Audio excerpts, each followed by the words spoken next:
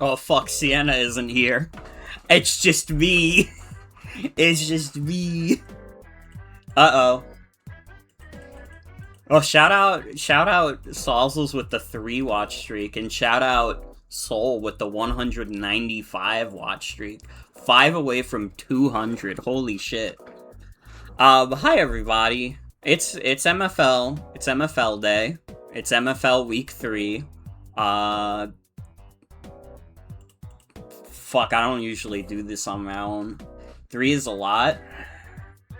That's true. 3 is more than 2. Dude, Lobster's also on a 3 watch streak. And it's also bricked. That's crazy. We got porno in chat. Everybody's always posting porno in chat these days. Porno! Porno! Porno! Hi, Anna. I don't know when you joined the MFL stage.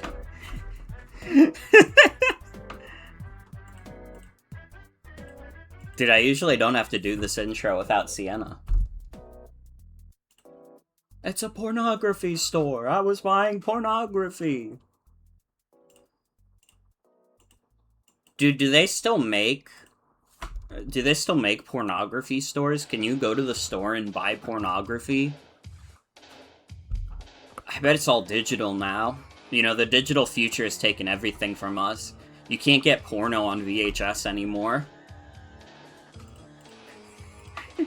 Can you tell I wasn't prepared to be alone for this intro? You can if you know where to look. You know what's crazy? I think I actually did go into the city, like, somewhat recently. It was when I was going to that one drag bar. I think it was Lips. I was going to Lips in the city, and I remember we passed by a store that was absolutely selling porno. Like, I don't think it explicitly said, we sell porno, but they were selling porno. I think they worded it like, adult video. Which is like, you know, means something. It means something. I don't remember what the name of the store was. For any of my New York residents who want to go to the porn store, I can't tell you. I don't remember where it was. I remember you could see the train near it. But that also doesn't narrow it down very much.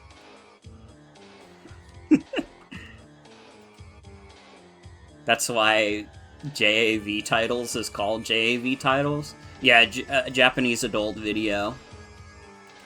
I knew this. Don't worry, I knew this.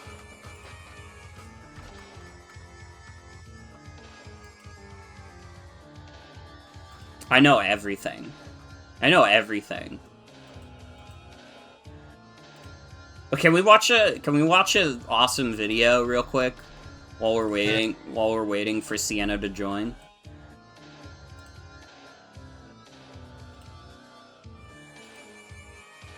This is my video. Can I look up cool quillfish pictures again? I guess I could. I don't think I did that the first time. I think that was someone else.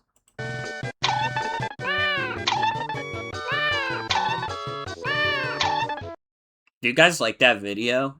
Do you like the video of the cat? I think it's really good.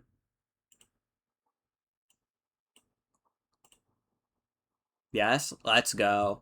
Let's go. Everybody loves cat videos.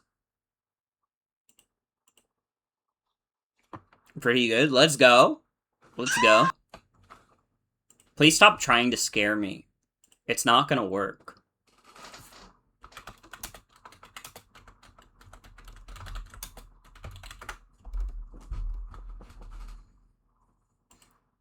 Mega quillfish?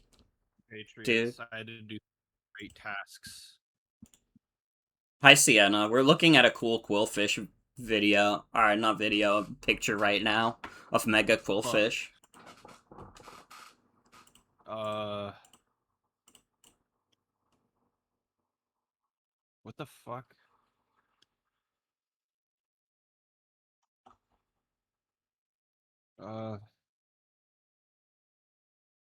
I hear like YouTube or something. You shouldn't. There's no YouTube on right now.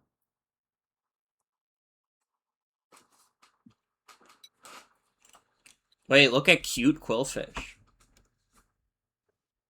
Look at his smile.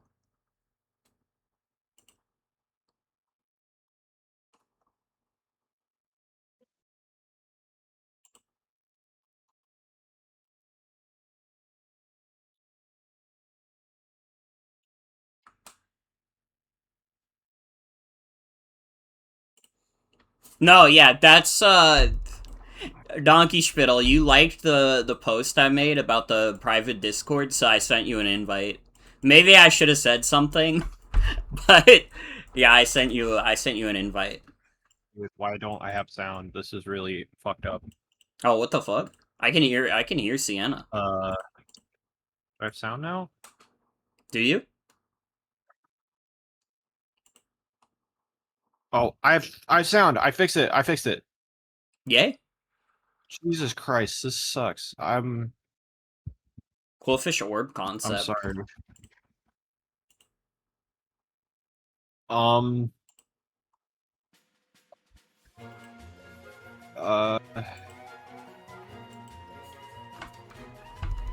And it's Yarrow from Chimp Dinner Live. And I'm gonna actually one more second. Sorry, It's okay. I need to go do. I need to get something. I'm sorry. I'm so sorry. It's okay. We can look at more cool Quillfish images. Sorry. I'm sorry. Wait, did anybody else notice this? Did anybody notice that his hair looked like a Quillfish? Phew. The rumor come out. Can we look at uncool Quillfish images? Yeah, sure. Hold on. Can I not? Use the bar on the side. Ah! There we go.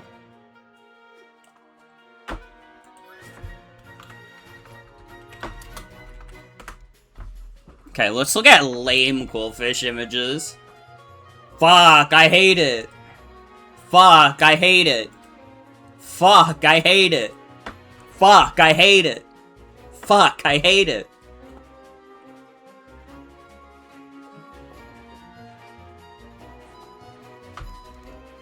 Wait, what if we put uncool in quotation mark? I actually don't know if that's how DuckDuckGo works, because I'm Google brained. I've been using Google all my life. I know if you put it in quotations, it has to give you results that have it. But I don't know if that's how DuckDuckGo works. Mega Quillfish is double dipping. It's both in the cool Quillfish images and the uncool Quillfish images. So what the fuck? I would like to formally apologize for taking too long.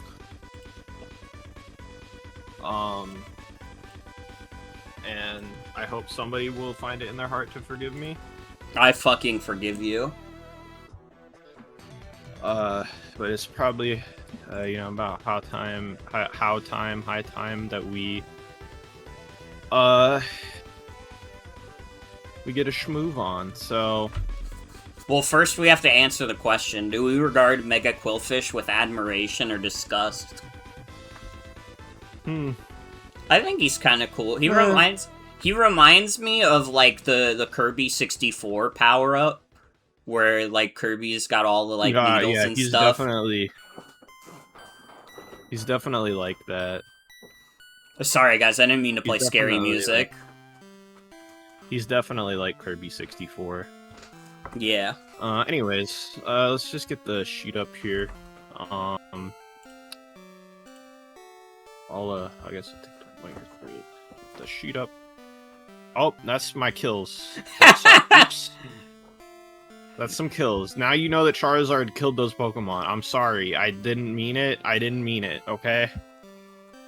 I didn't fucking mean it. By the way, I wanna start this by saying you might notice some discrepancies between the rosters and Pokemon used during the week.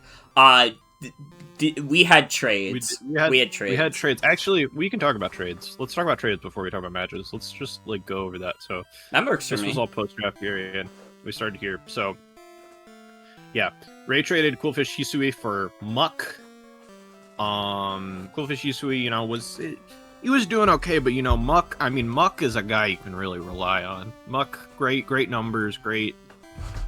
You know, that's a big fat poison type. We're Muck fans around here for sure.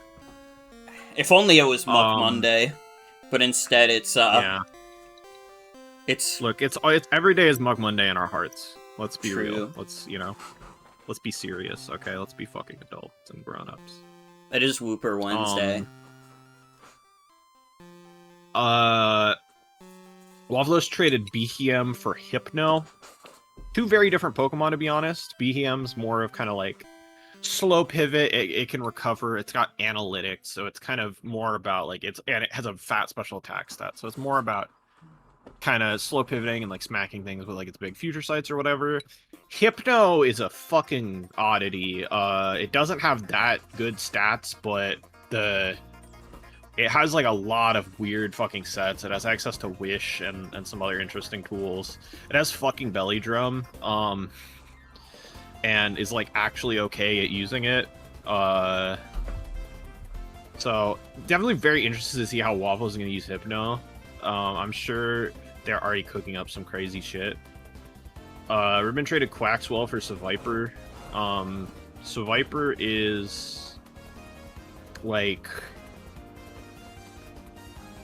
Ribbon has said it in chat. I traded my lame gay son Quaxwell for my cool new gay son Seviper. I see. I need to get a pop-out chat of your chat so that I can see it.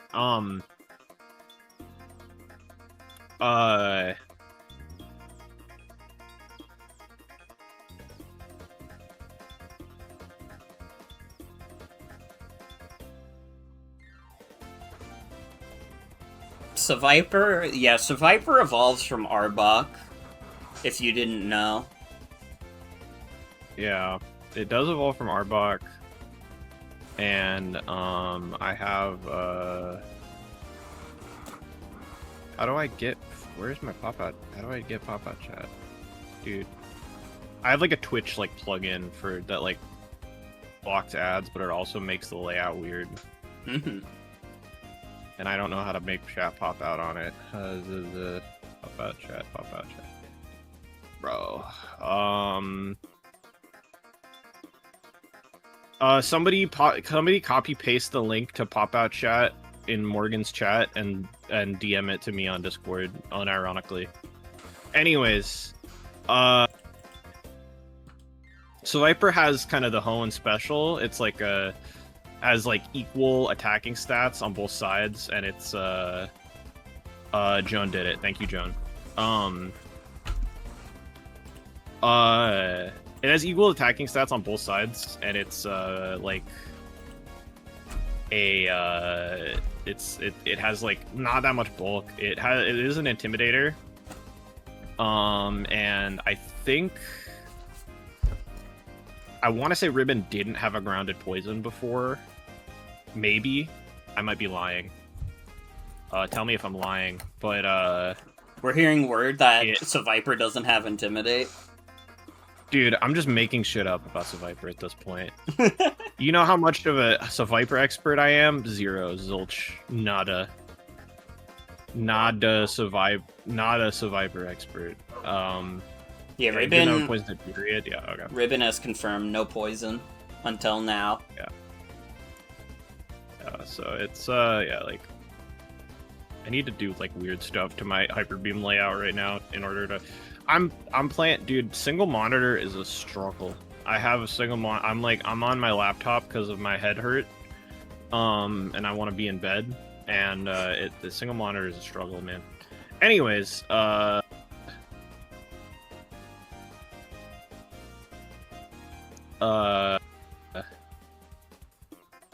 Bosher. Yeah, fucking yeah. Rockmanid for Frostmoth is a fascinating trade. I'm not sure how much I like it. Rockmanid, both are objectively terrifying Pokemon. Araquanid definitely had a couple matchups where it was a little awkward, so I can see why Bowser was hesitant, thinking of maybe doing something different with it.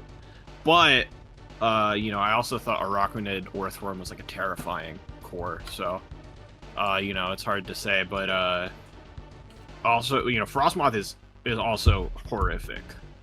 And it is going to be interesting to see if if it can get support to like get shit done. Cause boy does it clean shit up. Mike's traded Haunter for Sliggoo Hisui. I guess that was just to have like a better steel type or a dragon type or whatever. Sliggoo Hisui is pretty good. Its bulk is good. Good numbers overall. Move pool's a little weird. Also, Savali fighting for Savali flying just kind of swapped out that memory.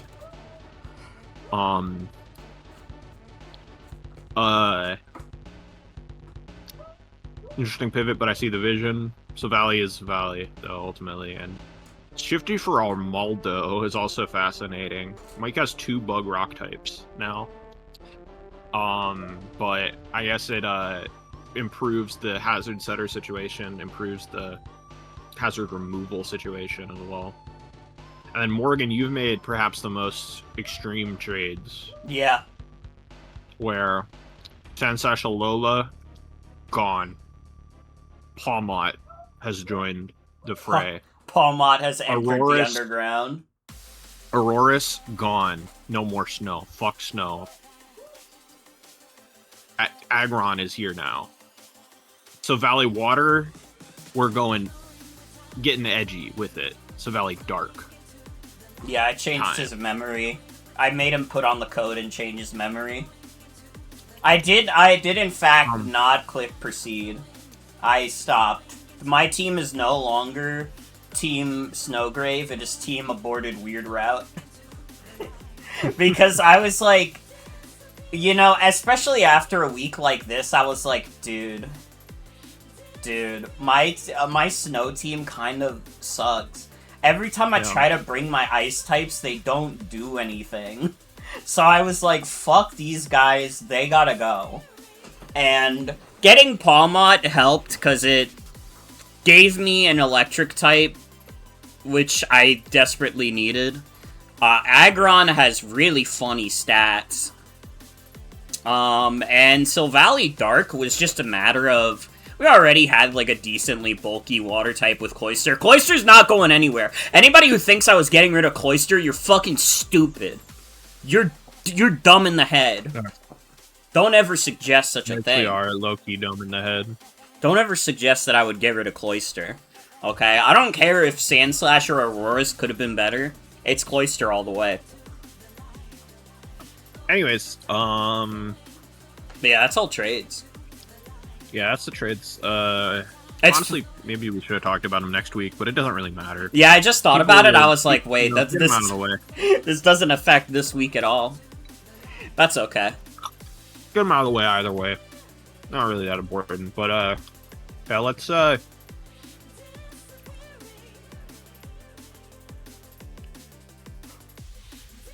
a matchup going here. Let's get probably I mean, look, it's actually, no, you know what? Ribbon, do you know if Tony is around or not? Because, like, I don't want to do, we normally do Eves first, but I don't want to do Eves if Tony's not going to be there to talk after it. You feel me? They'd probably be on tonight? Okay. Eve, how long can you hold on? Because, like, Tony's is week 4. Tony's is week 4? Oh, shit, I misread. I can't read anything. What, am I stupid? Am I stupid? No, I'm just on drugs today because of my head hurts. All right. It happens to the best of us. Let's do Eve. Let's do Eve Sauzels then. They're both here. I really can't fucking read. Anyways, all right. Let's get the Eve music in here. Eve.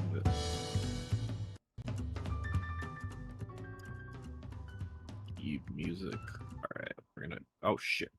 What? Don't forget to loop it. Oh. Fuck. Okay. That's why I'm here. Somebody should keep a counter of how many times will Sienna forget to loop the music and how many times will Sienna forget favorite guys. Here's the Electros going for a fat knockoff on Lunatone. Holy. Oh, you scamp. Oh, you scamp. In comes Polytoad. 6 smells dot JPNG. .jping. Hariyama's out. Gets intimidated. But it is bulk up. Uh-oh. That's scary. In comes Cramorant. Tavish McElroy. The Irish McElroy brother. The most Irish McElroy brother. Or maybe it's Scottish, I don't know. It's a different kind of McElroy brother. Or Scottish, yeah. We're both wrong tonight a few times. It's okay. Here's Whack'em. But, uh-oh, you got poisoned. You know what that means, don't you? It's guts. It's guts as fuck. In comes back in Togedemaru. Defog gets rid of all rocks forever. And BTW Joan was playing Splatoon Raiders during this. Here's Neil Armstrong. Typical thing for Joan to be doing during anything. High horsepower.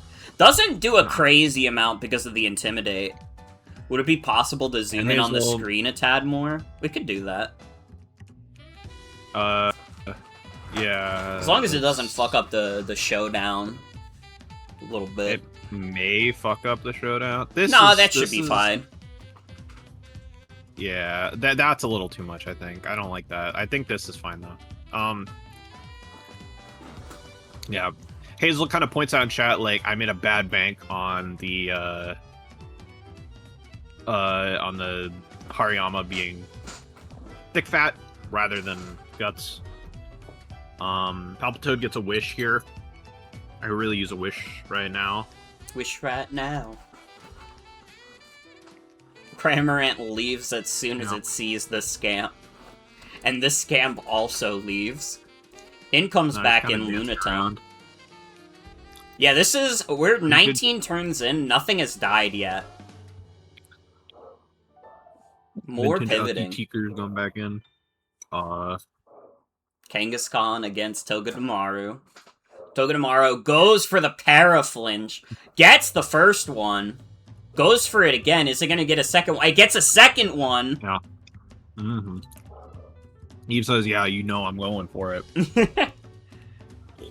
U-turn predicts that Sauzels was going to switch. In comes back in fucking Hariyama. Goes for a Drain Punch and kills Tavish McElroy. Goodbye to the Scottish McElroy brothers. In comes Mawile with Intimidate on Hariyama. Does a Pain Split, gets barely any health back, but maybe it's just enough. Electros comes in, takes an Iron Head. Togedemaru leaves the building. Here's this fucking moon. Gastro Acid. Fucking Gastro Acid? What are we doing? Gastro Acid is crazy. I will give money to whoever in chat could tell me exactly what Gastro Acid is. Except I won't actually give you money because you guys are fucking geeks. Anyways, Lunatone is down. Hariyama comes back in. Electros goes down to rocks. Mawile gets an Intim on Hariyama. Baton pass Mawile back out into Palpitoad. Another U-turn. Guess what? It's U-turn time. Get the rocks Hariyama. back up at least. But Hazel's really on the back foot here. Drain Punch does fucking a lot to Mawile. Yup. Unfortunately, Guts kind of negates the Intim here. And you get a fake out, but not going to do a ton. And it looks like And Sauzels' another only 20%. move is to go for the fake out and try and get rid of Hariyama. Except in comes Well- Pangoro. What the yuck? Close combat on Togedemaru, knocks it out. In comes Neil Armstrong. Kangaskhan switches back in, takes play rough, but Yeah. is absolutely gonna die soon. Quick fake out. Quick sucker. sucker. Guys will play rough. But it's just enough for Bullet Punch to come out from Pangoro. Yeah. Securing another kill. And here's Shiny Driftblim. Driftblim Wisp takes here. a fat knockoff. Survives Into a Bullet that Punch. sadly doesn't kill. But Starts doing hex shenanigans. Sauzel's going for Swords Dance. Swords Dance. counteracting the thing there, and then this is a funny interaction. Aftermath Protective is a contact pads. punish, but protective pads protected it from the contact punish of Aftermath. Fucking funny. A lot of people know like iron barbs and stuff. Obviously, you're protected with pads, but yeah, Aftermath works like that too. Teleon comes out, knife shot, smacks. And Eve is the winner. Eve says, yeah. Eve clarifies she thinks it was a roll without a crit, although, as we'll see, it was more likely to be a crit than not.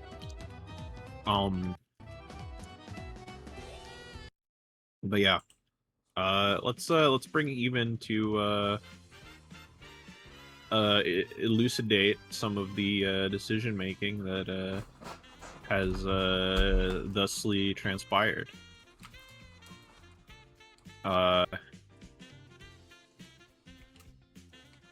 Stream on the stage. I can do that. Hello.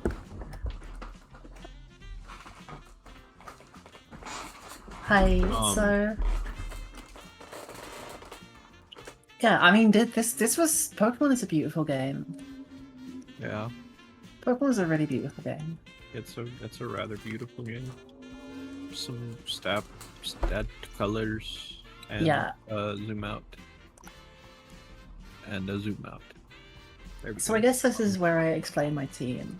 So, yeah, I was terrified of Hazel's roster. I mean, more than anything else, I was fucking Yeah. terrified of Pangoro. It's Pangoro is strong. scary. It's so strong, and Fighting Dark is. It's so strong in Fighting Dark, and that hits my whole roster, really. Fighting Dark hits the whole of almost everybody's roster. I think. Yeah, yeah. Fighting Dark plus with Bullet Punch for my Fairy type, which is not great for me.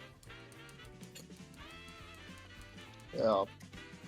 But anyway, so kind of pretty much everything in this roster, the idea was it was really, really important to me that everything had some way to like really threaten Pangoro and stop it from like... Yeah. Yeah, because like you can see I have Moonblast on the Lunatone, so I can kill it with that guy. Obviously, Rapidash was going to press buttons. Toad could press Nuzzle without be useful. Drain Punch obviously hits. Wisp is obviously good against it. And then like Inteleon just hits it very hard because it's Inteleon. And Pangoro still, even with all that, Yeah, basically. and then turned it almost owned me.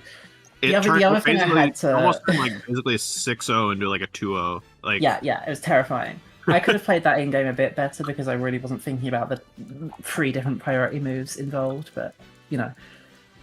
The protective pads was absolutely the right decision because the idea was, okay, in a Pangoro emergency, such as the one I got myself into, Iron Barbs and Aftermath both do a lot of chip to it. Yeah. Well, it didn't though, because it was protected pad sword stance. So yeah, it was a very scary situation. And that was my idea, so I take all Yeah, credit yeah, for it. you take all credit So for it. copyright Sienna Industries. Yeah. But yeah, I also decided this team needed to be a fairly like high tempo team. So I realized when I looked at like Cramorant and mostly Cramorant really, Cramorant and Electric. Electric I was not expecting, but it covered it anyway. But Togedemaru, Assaultless Togedemaru is a really good pivot in just like threatening out the Cramorant because the Cramorant was a pretty big wall for a lot of my team. Mm-hmm. And just that guy came in so much, did so much Iron Barb's chip, so much shit with U-turn. Yeah, Huge it's nozzle funny on the 'cause, like, Kangaskhan. This guy did so much. This guy did numbers. it's funny because before this, Yeah. you were talking about, oh, I wonder if Togedemaru is going to be a Pokemon that I just like bring every week and it never does anything.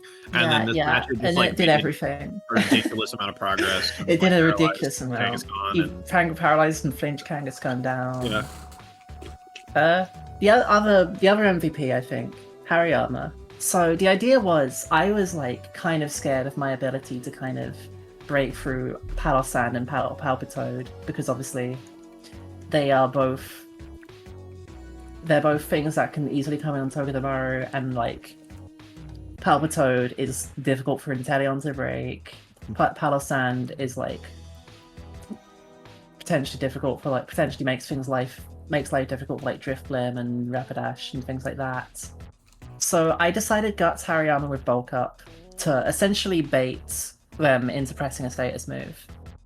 And it did work out quite well. Yeah. I was hoping it would be I think Hazel specifically didn't bring anything that could burn, but like the idea, like the kind of thing I was thinking in my head was like, I'd like it to be a burn, but like if it's toxic, it's fine. Yeah. Because I can Drain Punch stuff back up. It's a max attack, max def because I was wanting to eat Scalds and Scorching Sands and Shadow Balls and stuff. And I wanna compliment you on just how remarkably well you managed Hariyama's health and like kept it healthy. It didn't fucking feel like it was toxic. It does not feel like it was toxic. Its health stayed above like 70% or something like the entire game. Yeah. I think between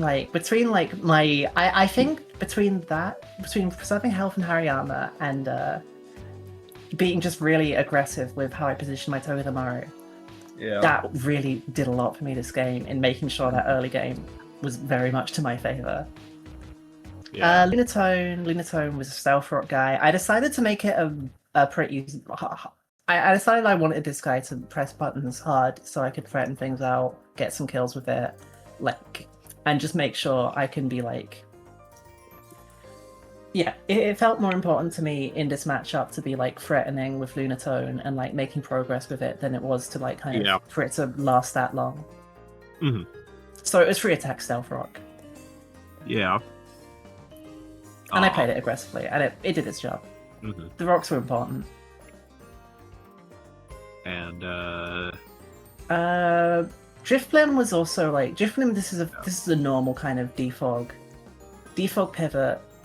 I went Baton Pass over Strength Stat. Maybe I should have gone Strength Stat, but oh well. But like Wisp, so I could hit Wisp Hex specifically, so I could threaten Pangoro a bit, and like also hit Palossand and like. This is also a thing for like Lurantis as well. Mawile to some extent. Basically, this was like my Fizz Def guy, and it didn't end up being as useful as a pivot as Togedemaru, but like it was kind of it did its job. It did its job of burning Pangoro, and that's about it. And that's kind of all I wanted it to do in that team preview. So like whatever. Rapidash Galar, this was also like kind of like just a general offensive guy. I put Healing Wish on there in case of like, because I figured Hariyama was really valuable in this matchup. And I was thinking, okay, it might be really important for me to get a Healing Wish off on Hariyama or something like that. Or perhaps on Togedemaru, or perhaps on Inteleon, depending on the situation. Mm-hmm. But yeah, it pressed buttons. It got priority owned because I kind of I probably will. I didn't play around that. Like, I mean, I kind of like didn't really internalize until like after the set. Like, oh yeah, this is double priority Kangaskhan, which I think was such a good call by Hazel. Apparently, it was an accidental call, but it was a really good call. It was. It worked really well to just chip yeah. down Rapidash so it could not actually kill the Pangoro.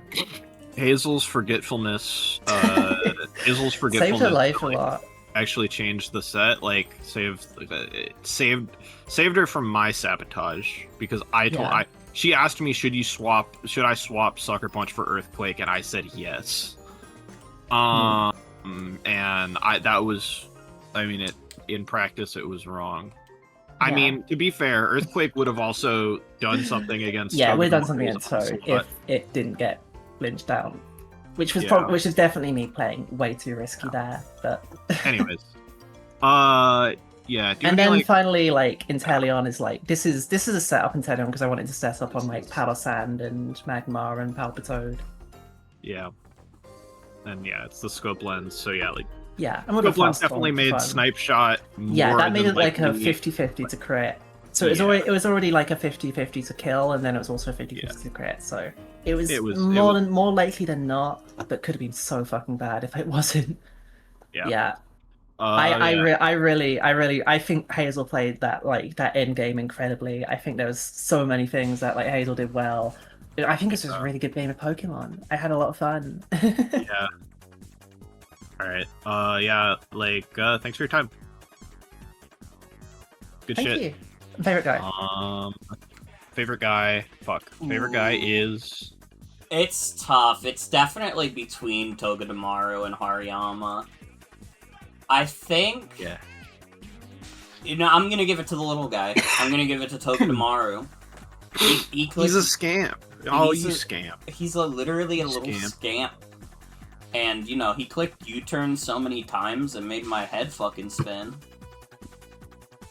Yeah. He did his job. He did his job better than... He clocked in, and he locked in, if we're being real. It's true. He fucking clocked in at the shitty Jirachi factory, and he was so good at being shitty Jirachi. Anyways, yeah. Thanks for your time, Eve. Good shit. Now it's time to bring in Hazel. Hi. What's your game?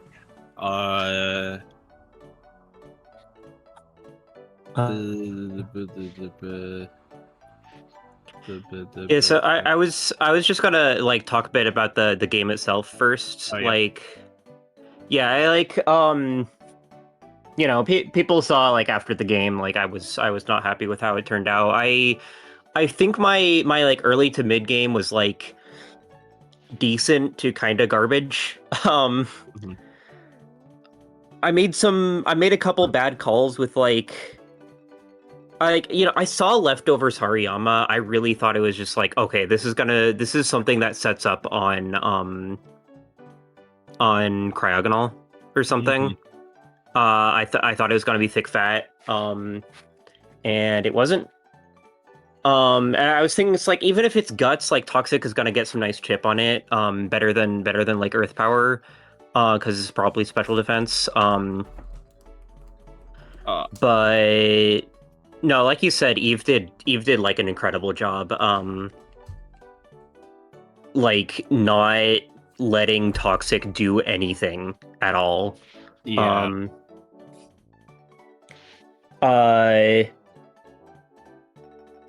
That pain split that a turn that went uncommented on because he got distracted. Like I did the pain split and then Togedemaru came in and I lost health from the pain split. And I was thinking it's like, okay, yeah, I was thinking on that turn it's like, okay, pain split will be good for like anything except Togedemaru, and so I just have to like hope to. I like looked back at the turn. There was no reason that would be anything but Togedemaru there. Yeah. that just should have been just like instantly baton pass out of there. Yeah, that let Toga live longer. That made Mawile not as good of a check. not live 2 hits from like anything anymore.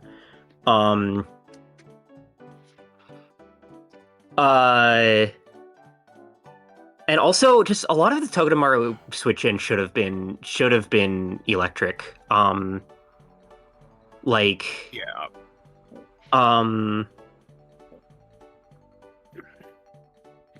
That thing should have been in way more. I also clicked Gastro Acid with electric at one point. I like thought Hariyama was coming in for some reason. I thought it would be anything like but Lunatone. Like I didn't expect the Lunatone sack there, but it made perfect sense. The rocks were up and my removal was dead. Why does the team keep disappearing on the stream? It's because I keep alt tabbing, and I guess I guess Discord on my laptop doesn't like that. Okay. It doesn't disappear on my end because I'm crazy. No. I'll just look at it on a different thing. But yeah, I mean, You like can not just to do. Hyper Beam. Yeah, that's just like a whole nother window. I don't know. I can just look at it on Morgan's stream. It's fine. Okay. It's fine. I played that endgame kind of surgically though. Yeah, you did really well. I fucking did the right stuff. Like, I don't know. I mean, it. On the one hand, it feels bad to think about like how much like the one mistake of clicking toxic like fucked you over. But on the other hand, it probably feels good to think about how hard you probably would have won if you hadn't done that. I do wanna get Gaiden games with Eve with these teams. We need to do that at some point. It won't count for anything, but you know, we both like playing Pokemon. So yeah, that'd be fun. Okay, so actually getting to the team, I have actual notes this time. Also, WAFFLOES, do you want me to send you that Hulk statue? I was about to mention, I was going to mention it before Eve did, but do you want me to send you the Hulk statue? It is not fully safe for work. Penis is out there, but it's pretty fucking funny. Yeah, get it? I wish I would. I wish I could show it on stream, but I can't. Twitch would get mad. He literally is a Hulk peeing looking for his Hulk toilet. That's how I feel about the situation. What penis? Hulk penis. Yeah. What penis? Huh? Hulk penis? Yeah. So okay. So my team, which doesn't have a Hulk penis on it. Mm-hmm. They're at the top of the team. Palpitoad and Electric were early picks. I like this was both tier 5s from the get-go pretty much. Palpitoad obviously fucks with Inteleon and Togedemaru and gets the rocks up. Earth Power Toxic are just pretty easy moves to slot in. But the fourth move was kind of a struggle to figure out. It didn't really need a water move or anything. I just kind of put Infestation there to possibly prevent double switches, which I probably should have clicked some to do that, because there were some double switches that that toxic probably should have been Infestation. Yeah. Although to be fair, also Infestation is a contact move, so you have to be a little careful with it. It is one of the rare special contact moves. That's true. Yeah, I don't know why it's contact. It's so weird. Yeah, and it gets some funny chip. I did think about protect to scout Wotian moves and stuff. Yeah, if it's it's almost Wotian bait, but Wotian just clicks a grass move still, so that doesn't really do anything. I think Palpitoad probably should have been more physical defense. I should have done more Togedemaru calcs. I just didn't expect U-turn to do that much. Yeah. Electric just kind of sits on a lot of Eve's team. It just kind of sits there and pisses things off with discharges and knockoffs and U-turns. Again, the fourth move was kind of a whatever thing. It was like Giga Drain for Mudbray for a while, but then that didn't even really do much. So I put on Gastro. I had suggested Gastro Acid for, I think, Palpitoad initially. No, I was the one who actually was considered Gastro Acid on Palpitoad.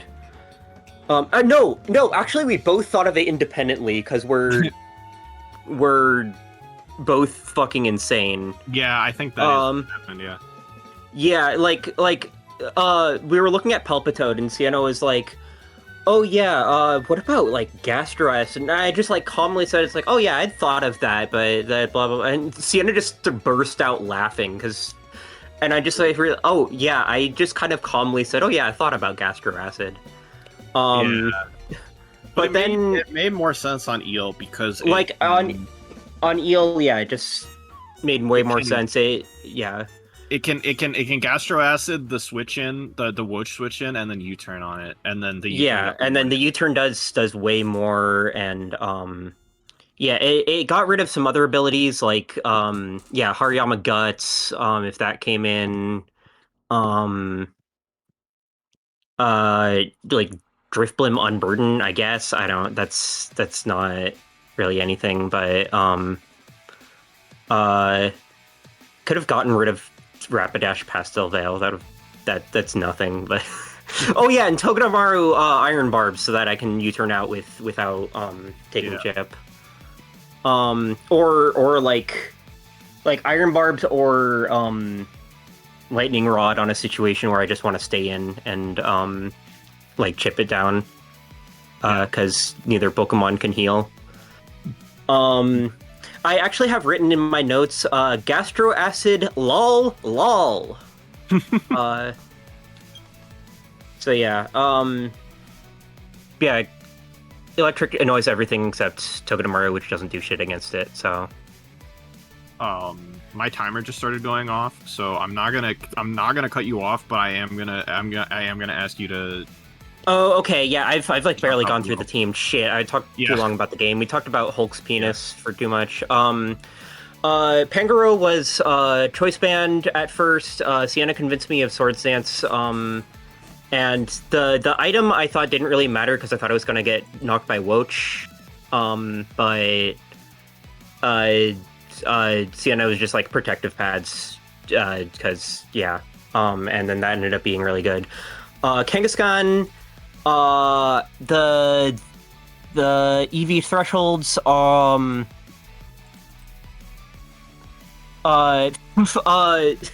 to live specs, Hydro Pump and +2 Play Rough, again, if it's like if it comes in on 3 spikes, but Eve doesn't have spikes.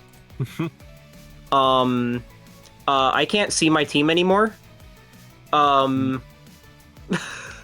Did it go away? I don't. No, Morgan put some shit on her stream. Oh, Morgan got bored. Okay. that I was looking at for my team. Kind of awesome. So now I've opened up my team again. Krem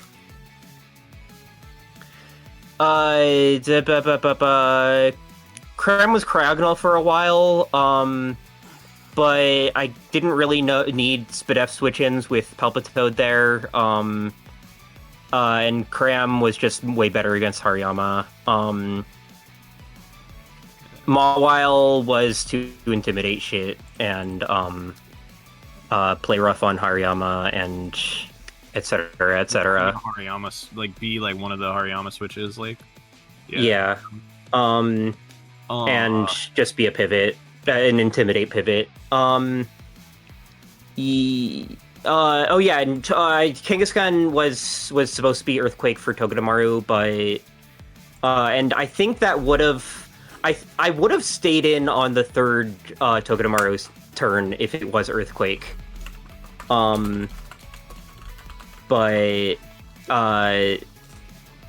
and that would have been, like, slightly different. Things would have been different if I didn't get flinched twice. I'm still a little mad about that. But, oh well. Yeah. Eve definitely played well. Eve, like, keeping the Hariyama healthy, doing exactly the right things with Togedemaru. That was really good. Good game. Yeah. Good game. Yeah. Alright. So do you have a favorite guy, Morgan? Of this motley crew? You know, it's fucked up to say it, because obviously Pandoro did more, but Electric Gastro Acid is so funny, I have to make it that. Electric was kind of potential mon in the game. I think Electric kind of, like, I feel like Electric could have had the world. I should have brought it in more. His finnies. But I think, you know, sometimes it's worth celebrating the potential of our youths, because maybe a young tier 5 could grow up to be an old wizened tier 4. Alright. Whiz good for shit. P! Electros is literally tier 2. Banned. Okay. What should we do next? Let's do...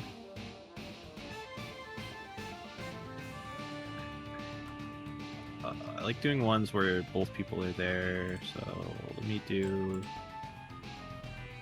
okay, let's do Jade Ribbon. Yeah, that's perfect. I was about to say Jade Ribbon, and then Jade was like, hey, I want to get mine done fast, and so that's perfect. And it better be fast too, because we've gone through one match and it's almost an hour into the stream. I have to get up early for work tomorrow, by the way. I'm sorry for being late. Well, Sauzels should also apologize for taking so long. Yeah. No, not Joan. I mixed my J's up. I mixed my J's up. Okay. Jade, Ribbon, and Ribbon won, so I don't know why I went to Jade's tab. I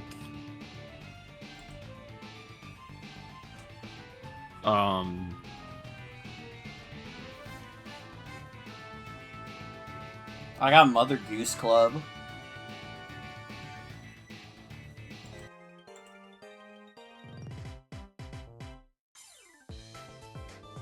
Alright.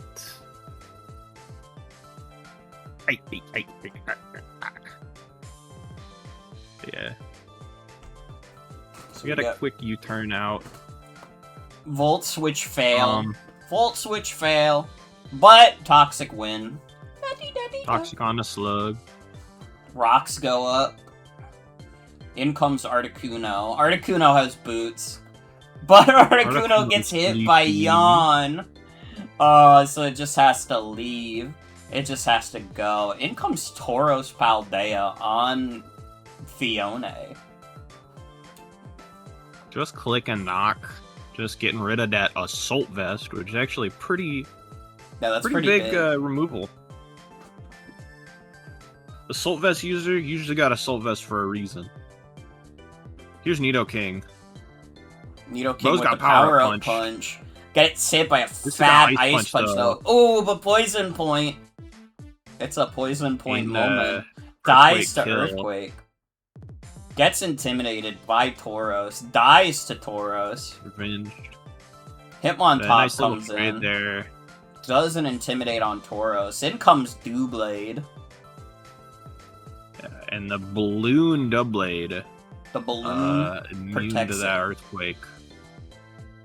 But Shadow Claw is doing pretty much fucking nothing to Belly Bolt. Belly Bolt is a fat individual.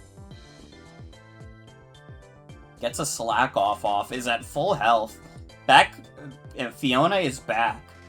Gets hit by Yawn. Fiona goes for U-turn. Out. In comes Articuno. Articuno doesn't give a fuck about Earth Power at all. Literally could not give less of a shit. In comes Selvali. Yeah. The Chimera Aunt. Opportunity to defog, but Lairon is here now, and it takes fuck all from Brockslide. Yeah.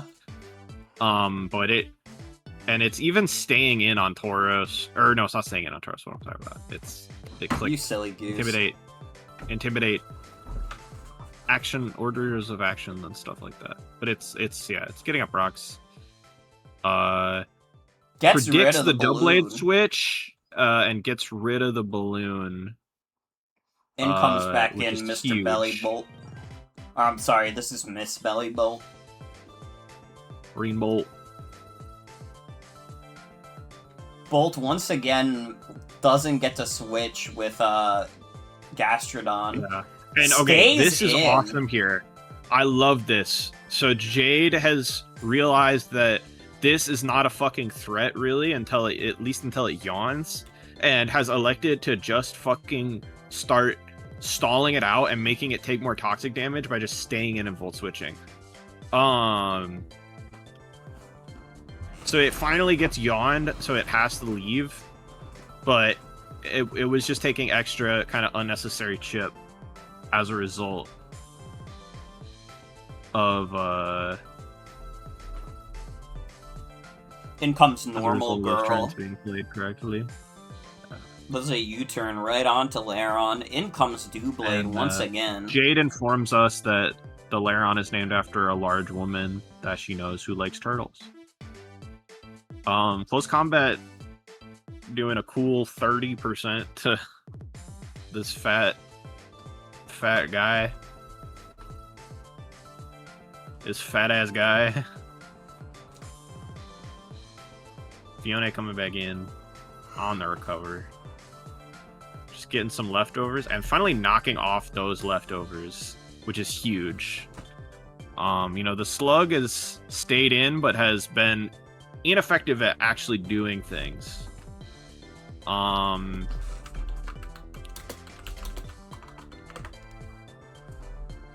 Fiona just coming back in and Ribbon sacking the slug to toxic. The slug is down. It is notable that the slug is down. Fiona stays in on Tauros. Goes for U-turn. That's why. That makes sense. In comes Hitmonchan. Not to be confused. So Volley Dragon is back out. Goes for a defog to finally get rid of those pesky rocks. Goes for Parting Shot on Lairon. In comes Tauros once again. Mr. Tauros getting poisoned for his troubles. In comes in Fish. This is finally a Fiona sack.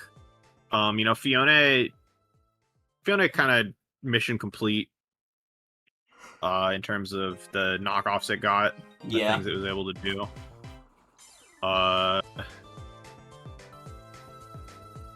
In comes Articuno. Gets hit by a fat multi-attack. Just has to go down. Yeah, just kind of throwing Articuno in the garbage for no real reason. When other Pokemon would have sufficed in the situation, but Belly Bolt comes in now, and is gonna start slacking off on the fucking dub blade again. Just really does not give a fuck. Watch me slack off. And just will switch out of there. It's a fat fucking volt switch.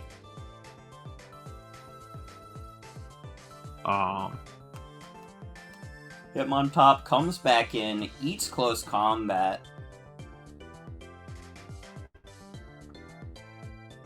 And just Takes gonna stay another in one. and just trade essentially with that with that player.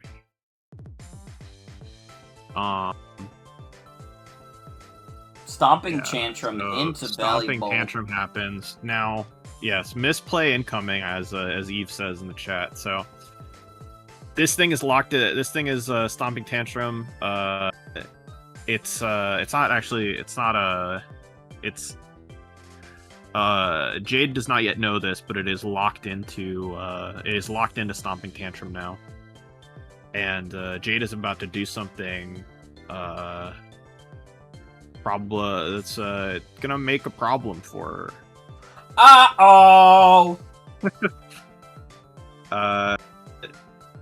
This is a fast animal, and now it is going to proceed to clean up.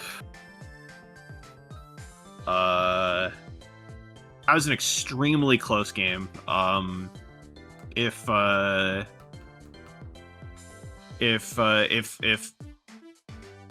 Jade had played like one or two things differently, it would have been definitely her win. But you know, Ribbon seized the opportunity.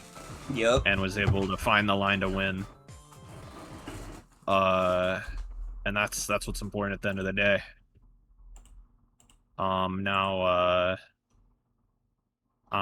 let's have Ribbon come up and talk about this paste here.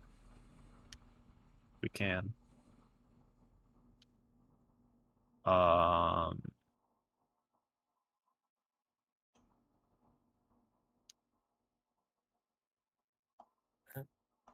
Hello, everybody.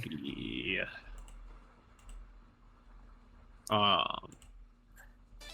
So where do you want to start with these fellows? With these fellows, I think just in order. Yeah. This was kind of a funny match because what Jade ended up bringing was so different than what we expected. Yeah. Like we were really scared of Explode, and I didn't even consider Laron. I was like, Laron, who cares about that guy? I've got like 3 guys who beat Laron, and then it ended up being a big problem. Yeah. The first guy is the Slug, trademarked. It's just Earth Power Yawn, recover Stealth Rock, especially defensive with leftovers. It's just a pretty normal slug. This was one of our ways to not get run over by Explode instantly. Mm-hmm. And I thought rocks were really good into this team. They would have been really good if I could knock off the boots from Articuno, but we changed knockoff to Throat Chop and I forgot about that. Mm-hmm. Then Earth Powers for like Laron and stuff. And then Yawn, we went back and forth between Yawn and Toxic. But we thought that Yawn was probably better. Just because if you could put something to sleep, then that could be a lot more impactful than poisoning it, and you can like force switches really well.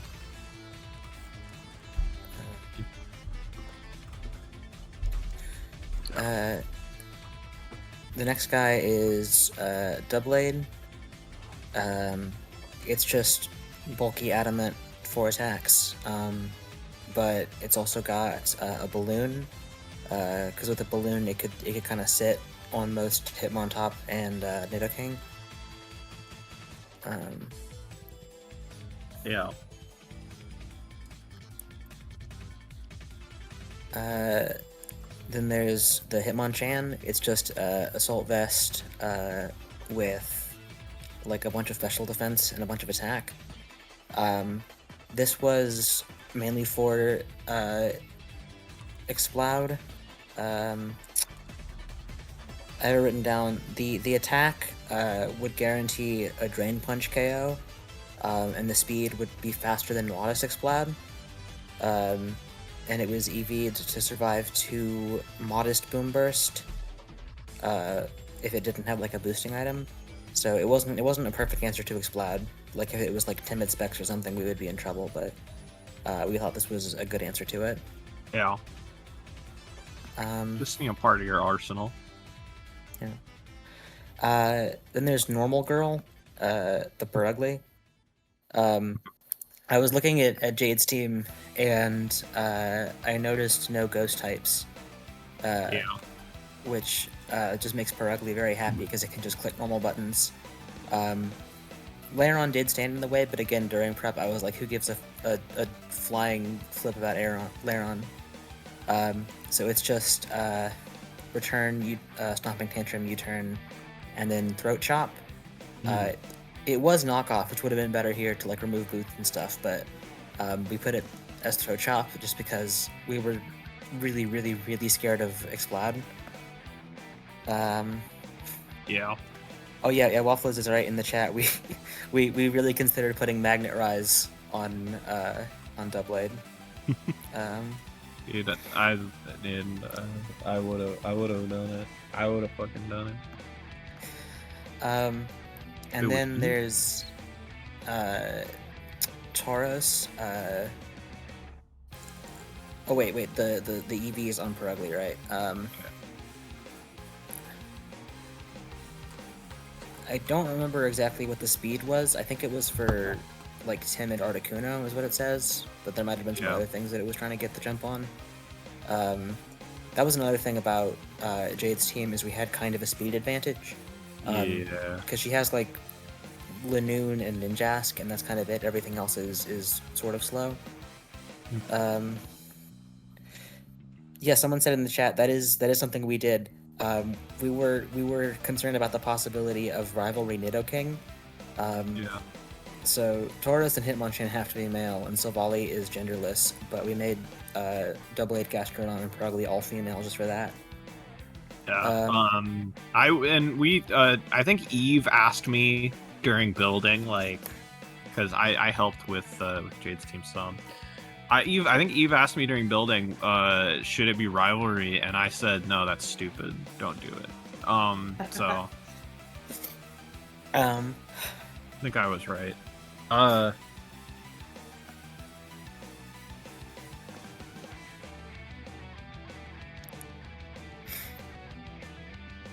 Yeah, Tauros, 240 Adamant is also for timid Articuno. And it's just 4 attacks. We put Raging Bull and Flare Blitz on there because since it wasn't holding like Citrus or Leftovers or anything, we were concerned about recoil. And we thought that Tauros was like our best offensive move into Jade's team, so we didn't want to get worn down too quickly, so we had both Fire Stabs. And then Silvally is also pretty standard. This speed was also for Articuno, but I think by this point we realized it probably wasn't going to be timid, so we EV'd for like a slower Articuno, I think. And it's just multi-attack, Parting Shot, Defog, and then Rock Slide was there on the off chance that we could like bait an Articuno. Oh yeah, protective pads, I forgot to say that. We were really, really worried about contact moves because Nidoking was probably going to be Poison Point, and Belly Bolt could have been static. Yeah, it could have been static, and either of those, if Tauros got like poisoned or paralyzed, then it would be a lot harder for us. So we put protective pads on there. That's one of my favorite things about Tauros is that it doesn't really need an item to do stuff. It can just kind of click buttons whenever. But yeah, I think that's all I have to say about my guys. All right. Oh wow! The exact moment you said that, the timer went off. You were perfect. Yeah. You used the exact 7 minutes. Also, again, thank you to WAFFLOES, and thank you to Tony, and thank you to Hail Mary Melon. All right. Thank you for your time. Good shit. Yeah, thanks for having me. All right. Let's bring. And my favorite guy. on And my favorite Jade. guy is Perugly. I like normal girl. Yeah, Perugly saved the day for. Your favorite girl is Perugly. Get it right. Well, Girls can be favorite guys guy too. Favorite guy is a trademarked term, and we can't use favorite girl because it's trademarked by the Walt Disney Company. That's really sad Yep. and tragic. But yeah, Hello, I'm here. It's me. I'm Jade. I'm the one who was the other one in the fight. Articuno died because of me. I was that one. And we can bring in Eve too, because Eve did a lot of building stuff. Yeah, Eve helped me build the thing because I struggle to do the building. But yeah, a couple things I was just gonna throw out there. Hoist while we, like discuss team. First of all, that was a fun battle. I just had fun doing that. That was cool. I enjoyed playing against the Ribbon. So yeah, fun battle. Two, part of this is so some of the decisions I make when I play are partly because the last time I really was into competitive Pokemon was like Gen 6, early Gen 7. So like when I was looking at Perugly, I was like, what's Perugly get? Gets like, good normal moves, U-turn, knockoff. And Perugly doesn't get Earthquake, which is the only relevant ground move I can think of. What else is there? I can't think of any. Yeah. And Perugly was so mad that you couldn't think of any more that she fucking had a tantrum about it, and that's why she had a tantrum. But yeah, it's been an interesting way to get in, learning a lot of stuff that were added to the games after 3DS. Yeah. Oh yeah, whenever Eve's here, or I can just start. Yeah, we can just start. I mean, I invited Eve. There's no promise that she'll like come on, so just whatever. All right. But yeah, like I guess I'll start a little bit with like I can start with like my contributions to the team because I like did. Yeah. Well, yeah. okay, I did one thing. I did Okay. one thing, which was this belly bolt. I mean, I made some suggestions, Mhm. but I really did this belly bolt. Yes. Eve sent me this team, and I believe in Belly Bolt's place was fucking. It was like one of the tier 5s. It was I think it was the worm, the slithery thing, the Dragonite. Dragonite. Yeah. Dragonite. God, I hate that yeah, thing. it was, and its place was Dragonair, and I was like, well, like Dragonair, I looked at this team and I was just like, this shit loses so fucking hard to Doublade if Belly Bolt isn't there, because Doublade will click close combat and ruin Laron's life, and Eve was like, you're probably right, but what does Belly Bolt do to Gastrodon? And I was like, it's not going to get hurt by Gastrodon buttons that much. So I EV'd this Belly Bolt really quickly for Eve, because she hadn't done the calcs about it, but I just EV'd this Belly Bolt really quickly, basically to... this was an option select for if it was like Earthquake Gastrodon or Earth Power Gastrodon. Basically it had the same... This is like almost the same defense and special defense, and it basically meant that it could slack off Earthquakes and slack off Earth Powers. Yeah. And yeah, like just getting the Toxic on the Gastrodon was huge, and like even if it got kind of walled by it, like Belly Bolt was like not like it was still a presence in front of Gastrodon the entire time. Like it wasn't It was still able to wait Toxic out while clicking Volt Turn at least 3 times. Yeah. Or Volt Switch. But yeah. Yeah. One thing I was going to mention just about the team overall, does not have Exploud nor Kingler, 2 of my highest damage guys. And at first I was a bit like, at first I thought that was a bit odd, but Eve, it convinced me to try going for a more like, longer lasting, team with a little bit more like staying power. And it seems to have worked out. So yeah. Yeah.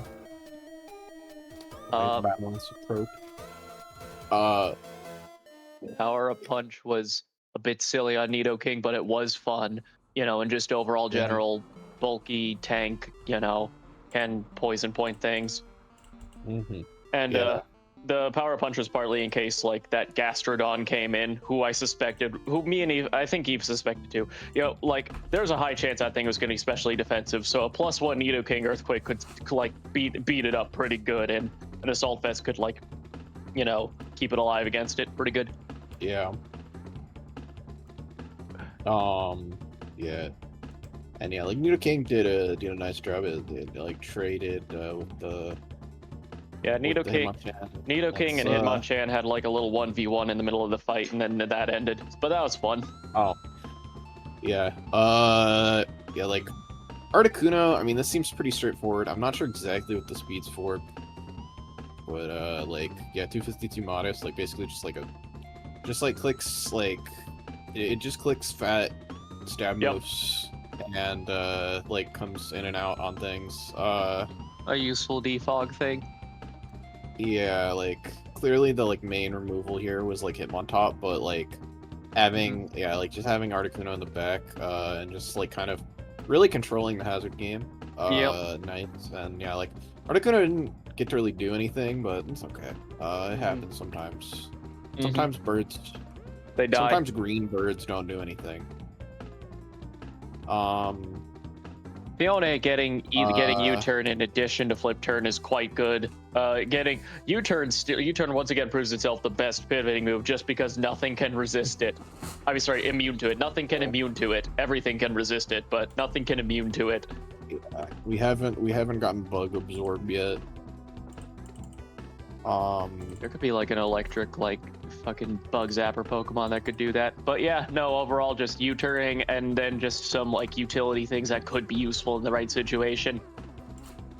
Like Fiona was great. It basically just like clicked U-turn like a dipshit like the entire game, but like and that's one all it knockoff, really needed to do. Maybe two knockoffs, Two knockoffs, two consequential knockoffs. I would say that getting rid of the Assault Vest was nice, and getting rid of the leftovers on Gastrodon was gigantic because it couldn't come in and like tank one turn of Toxic, which was huge. In terms of its longevity. Gastrodon really was like Gastrodon the phase basically one. died. Gastrodon was like the phase one here, you know, phase one of the boss fight versus Ribbon here. Yeah. Lairon is here as well. Lairon has max HP and special defense. Because Lairon has 140 defense and does not need any more defense investment.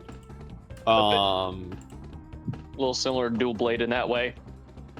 Lairon also doesn't really need any Lairon also doesn't really need that much attack investment because Head Smash is really fucking strong. Yeah, as pretty a stab move. Yeah.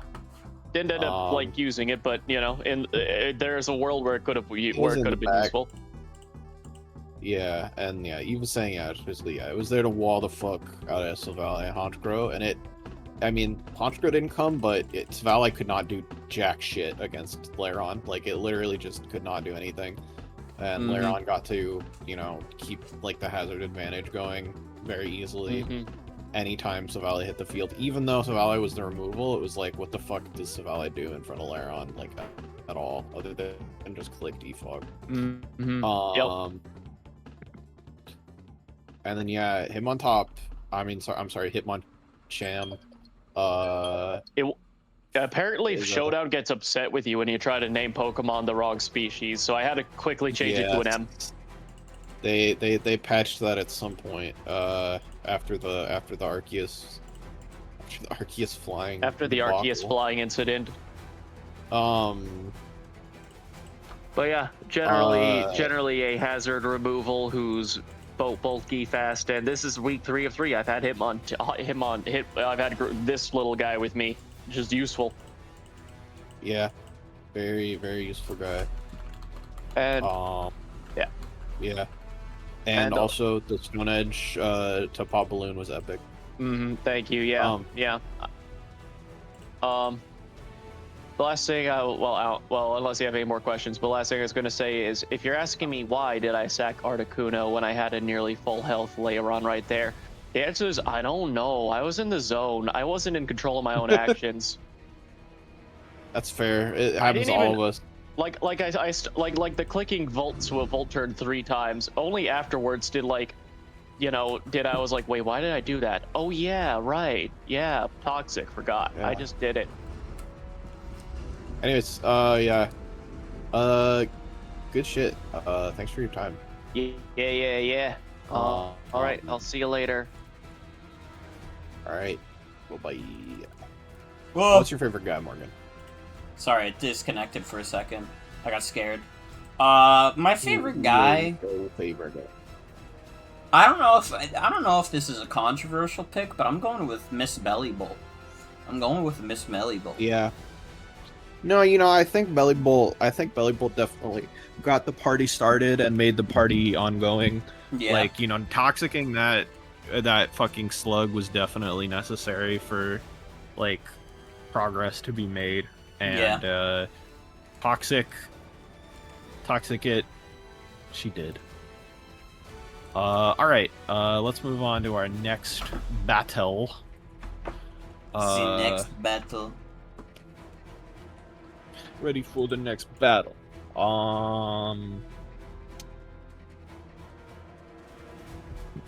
So let me double check who all is in our stage audience and ready to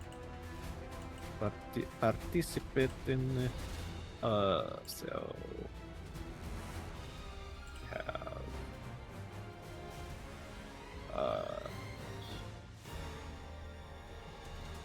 we have We're recording again, it's fine. Alright. Nothing, we didn't lose anything. Alright.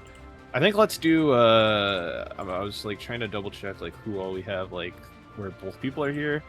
I think we can do me and Joan, I guess. Me and Joan are both here. So let's get that going. So, this was a best of 3. There were some circumstances around it, but we won't get into that. Yeah. But it was a best of 3.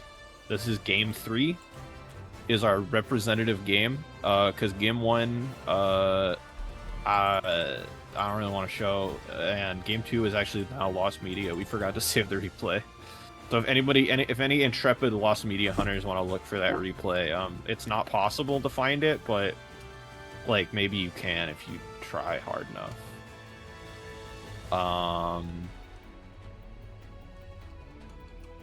And I went onto Joan's thing, even though I won this, so it's just. Oh wait, I didn't even go onto that on the Hyper Beam. I did it on my dude. I'm cooked. All right. Get this on the Lose Media wiki.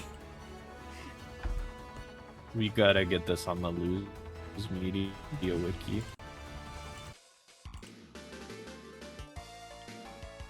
All right. Yeah. Also, this was technically like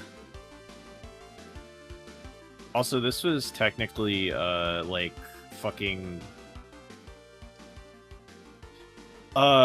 This was technically a open team sheet, I guess, because we had already seen each other's paces by the time we played game 2 and 3. But don't worry about it. There were a lot of circumstances surrounding this game. Don't worry about it. So here's the first Blizzard miss. Yeah, that's a sad Blizzard miss. In comes in Morgrim versus the Farigarath. Does a fat foul play. Gets body slammed, which pops the balloon, but it pickpockets the leftovers, which is crazy. Kills Farigarath with foul I just play. Let the draft die, which I probably shouldn't have done. But Newman comes in. Yeah, in comes Newman. Gets hit by Parting Shot. Goes through the sub because it's a sound move. And Joan... Important to note, Joan sends out Runerigus because she knows that this Poliwrath has no water moves. It does have Toxic, though. In comes Jatrat. And then I bring in Jatrat to try to trap, and then it doesn't fucking... Like, I click knock off, and then this fucking happens. And now Morgrim has Choice Band. And then I decide... I'm like, oh, she's gonna party shot, and I decide I'm just gonna take my choice band back. So my rat has choice band again. Don't worry about it. Mienfu goes for a close combat on Dredagon. Does a decent bit of damage. Dredagon just sets rocks up in front of Runerigus. Runerigus sets up rocks. Gets hit by a Dragon Tail. Now it's Wandering Spirit instead of Rough Skin. And here's Morgrim going for the trick, getting Polyrath's leftovers. Polyrath goes for Taunt, which prevents Parting Shot from happening.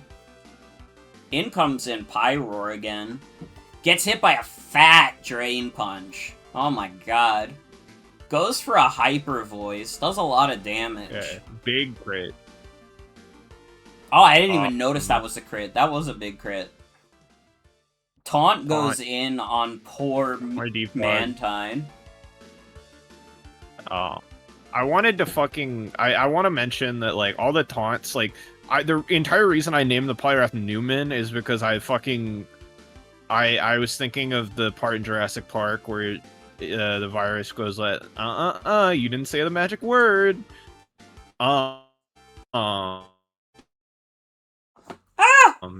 that's Newman from Seinfeld. He's in the movie. But,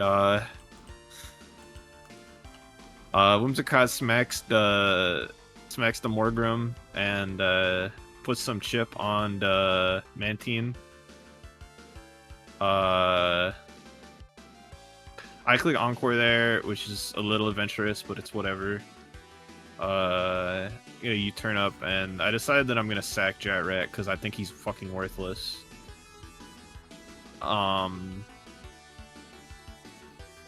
Whimsicott versus Mantine. I try to encore it into Thunderbolt so I can like 1v1 it, but Joan doesn't fall for the trick, switches into Mantine. It's another Drudagon versus Mantine situation. Drud gets the rocks back up. And does dodge a Blizzard. Although that was me sacking Drud, honestly. I just figured I might miss, the Blizzard might miss anyways. Also, the Blizzard wouldn't have killed.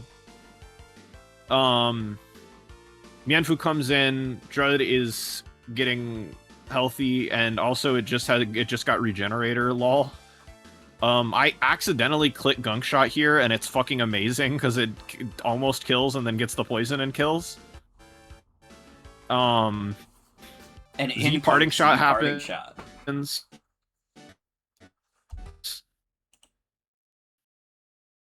Mantine to heal. Questionable compared to the Rotom, but Dragon Tail out. Runerigus comes in. Rocks go up. I sacked a Blizzard. I'm just like, yeah, this is fine. Because now, even with the Aqua Berry, Flare Blitz is gonna kill. And Thunder Punch doesn't kill. Is crazy. Holy. Well, we're gonna live Scald and Thunder Punch again. And get a nice Flare Blitz in there. And then we have a nice, there's a little convo in there. But little convo about Pokemon moments, but I'll talk about my Pokemon moments, the moments that my Pokemon had.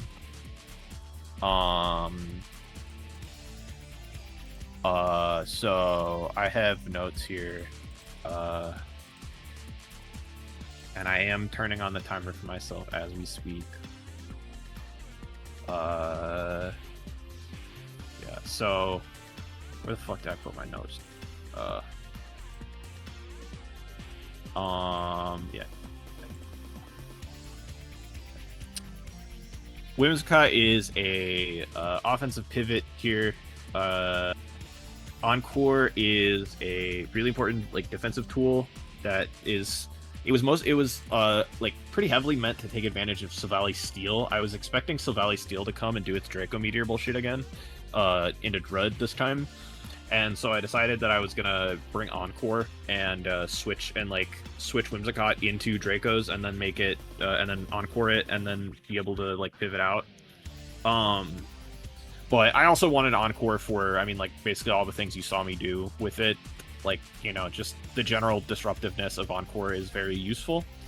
And just yeah, in general, Defog, it was the best. It was the best removal matchup. U-turn, Moonblast, like pivoting damage. Yeah, like EVs are for speed creeping Pyroar. a non-scarf Pyroar, which is the Pyroar Voice Effect scarf, and for just like maximizing bulk and Moonblast damage. Charizard, Mario and Luigi here. Dragonite's Charizard, I thought matched up well against Joan's roster. It has a lot of setup opportunities. Does really well, I thought, against teams that don't have Crocolore. Yeah, 252 Adamant maxes out like physical damage output, and Thunder Punch and Earthquake hit Mantina Pyroar. I believe there was some specific threshold that 252 speed on Adamant hit that I can't remember like for at +1, but I can't remember exactly what it was. But it's whatever. I think it was Scarf Rotom. I think Charizard needed 252 on Adamant to outspeed Scarf Rotom. Drud is max HP, max def. Dragon, like Stealth Rock and Glare are like the most normal Drud moves ever. Didn't click Glare a ton. Just didn't get a ton of opportunities because the like taking care of the hazard game was really important. Dragon Tail was spreading big chip around. Adamant Nature, no attack investment, was for Gunk Shot to 2-hit KO Eviolite Morgrem. This Morgrem was not Eviolite, so it probably would have like not one-hit KO'd, but like done like 90% or some bullshit if it had actually hit it.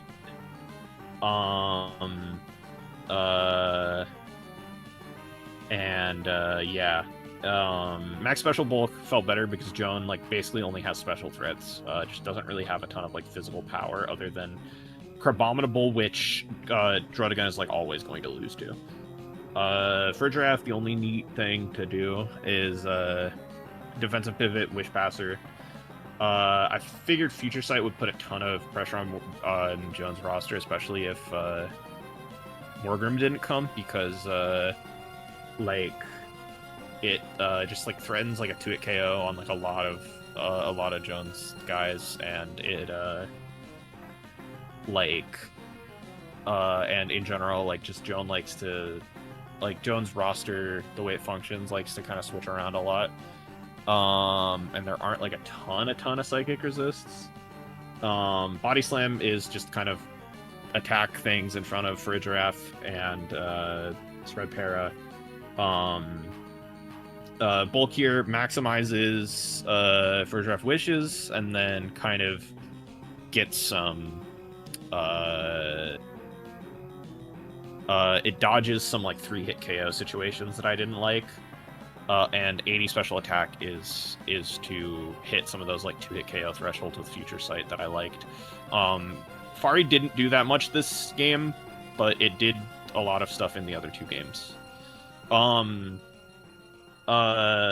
Newman is like a stall breaker pretty much. Sub-Toxic Taunt like kind of shuts down like a lot of Joan's Pokemon and like what they want to do. And like Poliwrath is like faster than like all of Joan's defensive squad. Not that many Pokemon have like really just not that many positive matchups against Poliwrath. Drain Punch was chosen as like the single attacking move just to stay healthy. Which, you know, prevented it from hitting Runerigus, but I felt that Taunt and Substitute and Toxic like did so much against Runerigus anyways that it didn't matter that much. And then finally, the other thing with Runerigus was also fucking, I wish I remembered what all these EVs are for, but I didn't write them down. This is a 5 EV Pokemon, and I didn't write down what the EVs were for. I'm sure they were for something very important. Probably for smoking weed. Sorry, I don't mean to be inappropriate. Jet Rat, this thing fucking sucks. It didn't do anything. It actually accomplished nothing other than funny switcheroo. It was supposed to like pursuit trap the Runerigus, and it just never worked. I always was like, oh yeah, this is gonna definitely be the time that Joan stays in, and I was wrong every single time. Like, I was just like, oh yeah, Joan's totally gonna stay in, and I just click knockoff. So I guess it wasn't the rat's fault, it was my fault for being dumb. Yeah.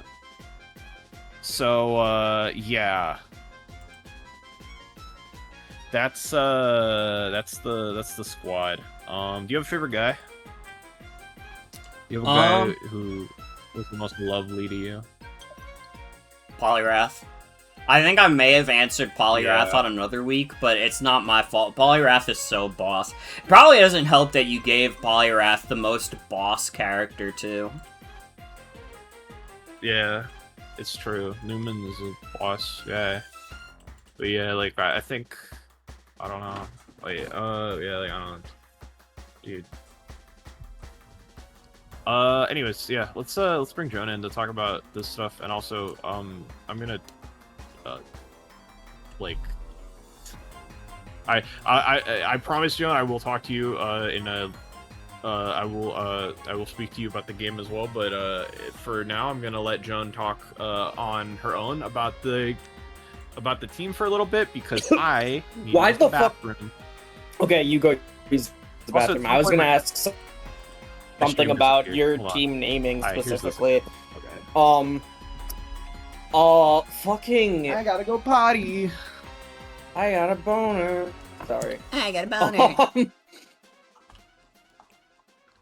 Dude, I'm kind of sad Game 2 was lost media. It would have given better differential to Jade, Sienna. It would have gotten her better differential if that one was recorded, but whatevers. But on Game 2, I think I did do a fat Darkinium Z parting shot, which I think is really fun. And, you know, Sienna was saying, like, oh, why didn't she Darkinium Z into Rotom, during that turn? I think that was originally the plan, but, I kind of wanted to Z parting shot in front. Like, I was hoping that she would switch, but the fact that she stayed in on Druddigon meant that, I knew a Dragon Tail was incoming, and if I brought in Rotom, got it healed from Z parting shot, it would still be at 75% because the rocks happen afterwards. Then it would get Dragon Tailed. I'd bring it back in, and it's still 2 chips to take a Flare Blitz. At that point, like, it's crazy because that is literally, like, the point where, yeah, she made the right call and kind of won the game there. Bienfu is... Okay, let me talk about them in order. Morgrim, I knew that Armor Tail was a possibility, and I also knew that they, Jade, what the fuck? Sienna had, you know, Raticate, Alola, and other dark types, I think. Let me just double check. No, she just had Raticate Alola, but she had Raticate Alola and Farigiraf, both of which were immune to Prankster moves, and so I thought that Prankster would not be helpful in this situation, leaving Morgrim with Frisk or Pickpocket. Frisk is very useful into seeing other Pokemon stuff, but I chose Pickpocket specifically with an air balloon because I wanted to bait a Marowak that didn't come to hit me with knockoff. Or, right? Because if that fucking Marowak came, I've had so many things on my brain. If that Marowak came, and knocked off Corby Barker, I would have stolen the Thick Club, which I think is really, really funny. Yeah. Oh, yeah, I was gonna ask, did you name the Charizard Mario and Luigi because it had Thunder Punch? I named it Mario and Luigi because it made me laugh when I thought about the idea of it being named Mario and Luigi. I was like, oh, it's a reference to the fact that it has thunder hands, like Luigi does in fucking Mario and Luigi. No, I literally think I was just thinking about, man, I should play Mario and Luigi Bowser's Inside Story. And then I just was like, oh yeah, okay, I'll name Charizard Mario and Luigi. And then I laughed and I named it that. Pretty normal, man. Chat, should I play Mario and Luigi Bowser's Inside Story? Yes. Yeah. I haven't played it since I was a kid. Yeah. It still holds up.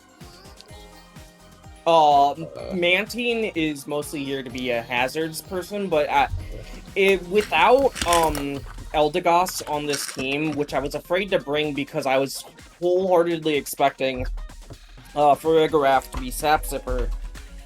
And I'm honestly surprised it was Armor Tail, honestly. But Eldegoss, without Eldegoss to Aromatherapy, my entire team is very toxic weak, and and even though I'm like low-key Superman with the amount of like levitators I have, not having something to clear out toxic made that both of my big bulky utility mons like Mantine and Runerigus were like easily taken care of by one of the Pokemon that I genuinely put Mantine on to counter, which is Poliwrath, because Poliwrath was definitely one of the scarier guys on that roster alongside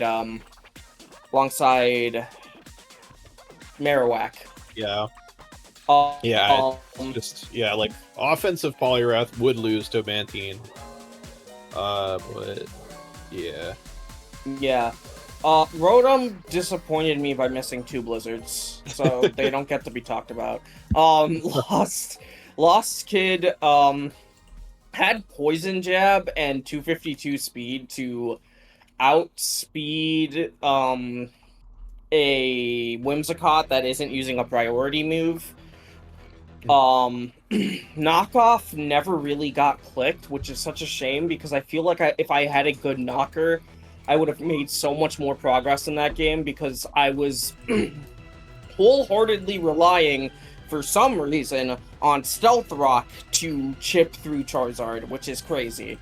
That was absolutely not the correct call, but I thought it would be okay because I had Aka Berry Rotom, and it didn't miss blizzards, but I'm going to talk about it. Aka Berry Rotom threatened Charizard really well. It had just enough speed to outspeed Poliwrath too, at max speed.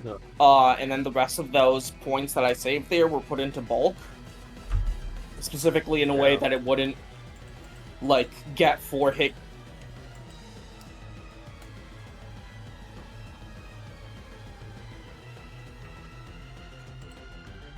Huh? I think Joan's internet cut out. Uh-oh. I was worried that was me for a second. Well, I'm gonna talk about how, I got a boner. Sorry.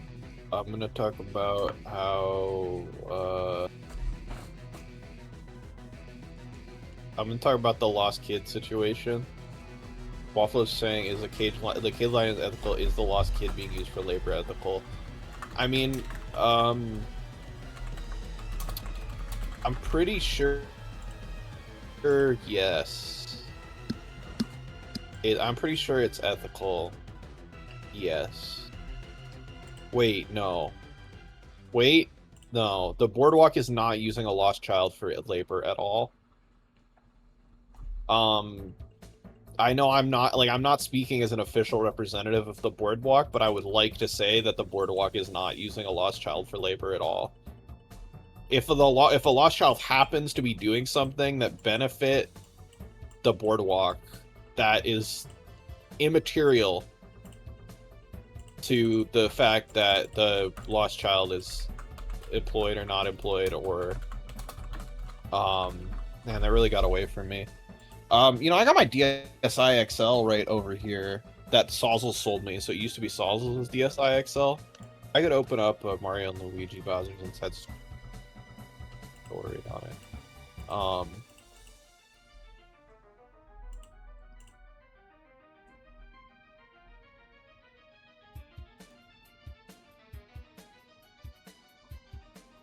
Oh wait, or I could open it. I opened it and I was on the part of the ROM set I was on was Despicable Me the Game Minion Mayhem. I'm gonna open that instead. Shit, this seems awesome. I'm having a bad day. It's about time that I get my way. It's about time that I get my way. Oh shit! Oh, Joan's back. Okay, I will let Joan in. Okay, don't insult your Rotom. They'll jostle your fucking power cord to your PC and knock you out. That's what happened? Oh god. Alright. Yeah, so you're saying something about not getting 4-hit KO'd by something? Yes, not getting 4-hit killed by, like, switching into Stealth Rocks. Just enough HP there instead of... So I put the rest into defense. Partially because, I don't know. I genuinely don't know why I chose defense over special defense. I think part of it was that, if Poliwrath, I don't know, had a Vault Berry, Wakan Berry, I didn't want to die to... I wanted to have at least some bulk to live some fighting moves. Yeah. Probably still would have died to, like, a Choice Band, like, Close Combat or something like that, but it was Drain Punch, so... Willow was also because I thought that there was the threats that, Rotom didn't scare with its stabs were mostly physical, if I recall correctly. Yeah. Other than Whimsicott. Well, Whimsicott, you scare it with Blizzard, right? Yeah. Farigiraf is probably the only one there that isn't, like, attack heavy. But even then, Farigiraf has significant enough attack that Foul Play was, like, my only attack on Morgrim specifically for that. The Runerigus should have had a rock move. Instead of just having a second Will-O-Wisper here, I think I know for a fact that that is what I was missing out on. Mm-hmm. If this had Rock Slide or Stone Edge, I think it would have been a better sit-in on Charizard, but I fully expected Charizard to go special, or like even like Manual Sun, Solar Power, like Solar Beam, that would just like fuck up Runerigus with like Solar Beam and then like sweep the team with like Weather Ball and shit like that. So I was just like, okay, well, Runerigus isn't going to stay in on Charizard, even though it against your specific Charizard, it would have been a great stay-in. But even then, it doesn't have anything to hit Charizard. So that was a big good call from you.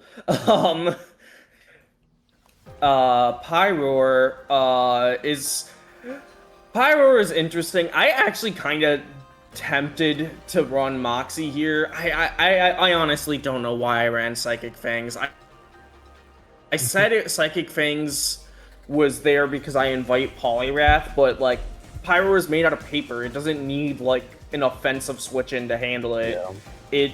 If something can take a neutral hit, it can kill Pyroar.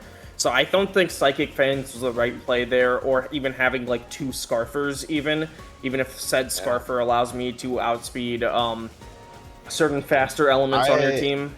I think Pyroar, I think Pyroar in practice, Scarf Pyroar was really, really important for your team, but yeah, I mean, I understand like I understand why in theory it might have felt weird, but in practice it was just like it absolutely needed to be there because it was like the thing holding your team together against Dragonite Charizard.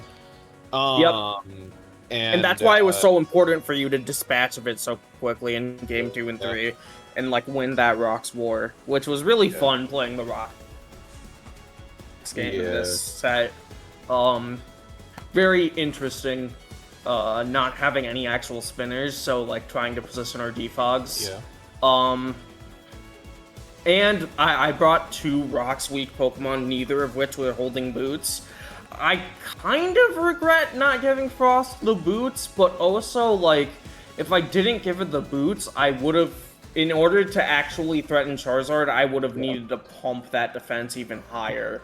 Yeah, the Akka let it live Flare Blitz after Rocks, which like was like the after 1 round of Rocks, which was like the really like scary thing. Like I was spending the entire time trying to U-turn around so that like I would U-turn ship it, like I would U-turn ship it just enough into the range like with Whimsicott where it would like be like yeah, and that's like one of the big tiny things little about chip. Yeah, the last 2 games being open team sheet Because it was like a 70. It was like because like Flare Blitz is doing like 70% or something, but it was like yeah the Akka actually didn't get revealed in game 1. But yeah, but I mean, yeah, honestly, I think I said what I wanted to say about most of these guys. The player on the Akka was super interesting, like in practice, even though that happened. So it was I don't know, it was fascinating. But yeah, like I mean, great stuff. Yeah, good shit. You're my fucking friend. You're my friend. Morgan, what's your favorite guy?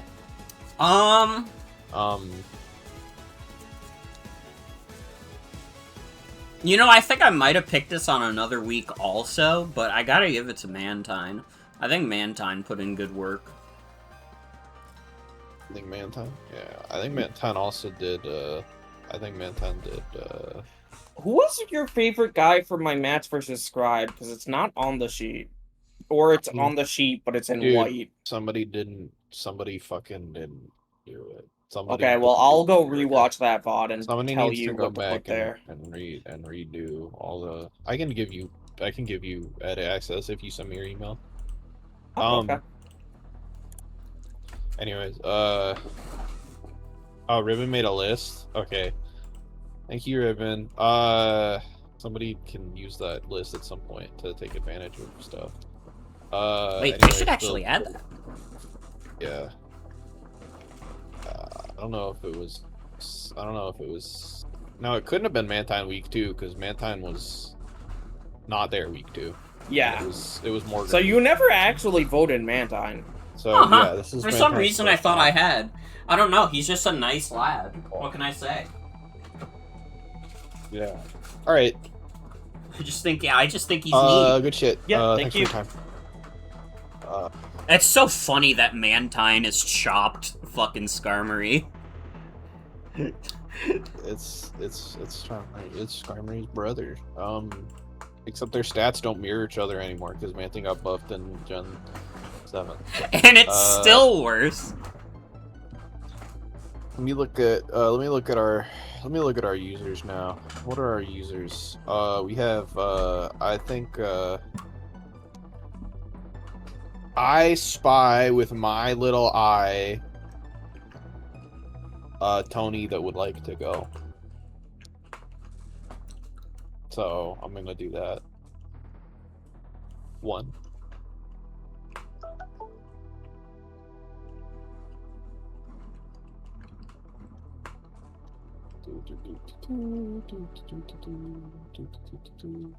We even won this fucking game. Scribe won, so I keep going to the wrong tab every time. I've been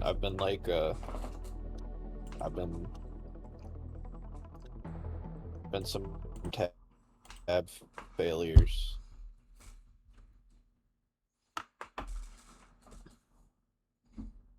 Yeah.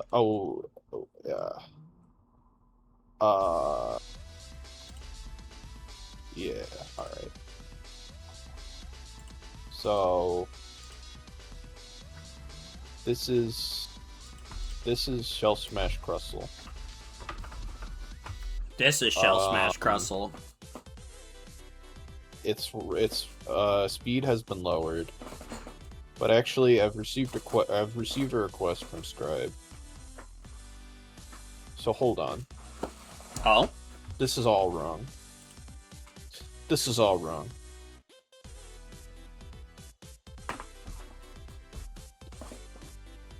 I will fulfill the request, as requested.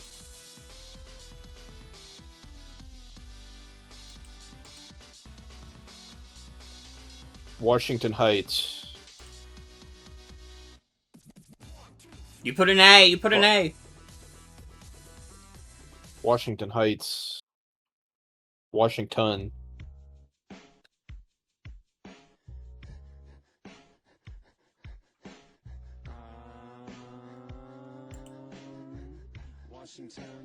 Washington, 6'8", weighs a fucking ton. Opponents beware, opponents beware. He's coming, he's coming, he's coming. He had two sets of testicles, so divine. But now he's dead, so we gotta just no music anymore. All music is gone He died, forever. no more music. And it's crazy that I don't there's wanna no waste more music time because putting on the normal theme song. Fantano is right there. Yeah, well, he ate the fucking music. His fat ass.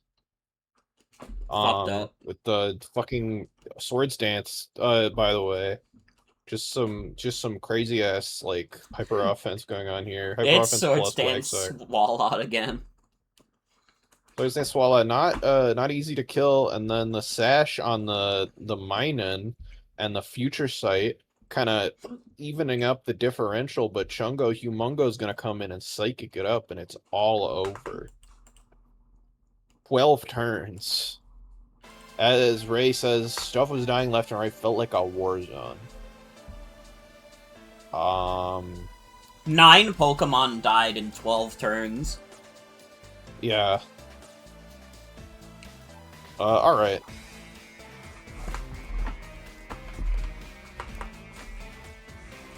Let's bring Scribe in.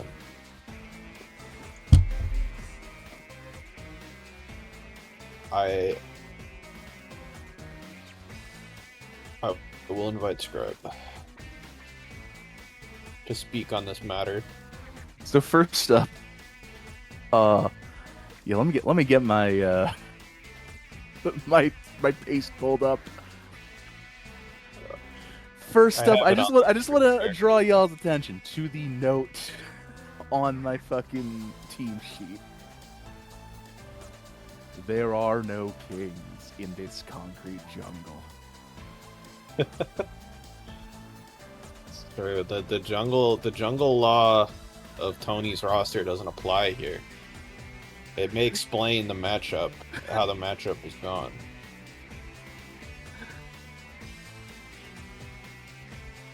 My mindset for this match is basically just, okay, I need to do it the exact opposite of what I did last week. Mm-hmm. Fuck switching, all out offense. And it worked. Yeah, you got two setup sweepers. You got two setup sweepers, specs Electabuzz. You've got your pursuit trapper, and then you got a backbone in the back.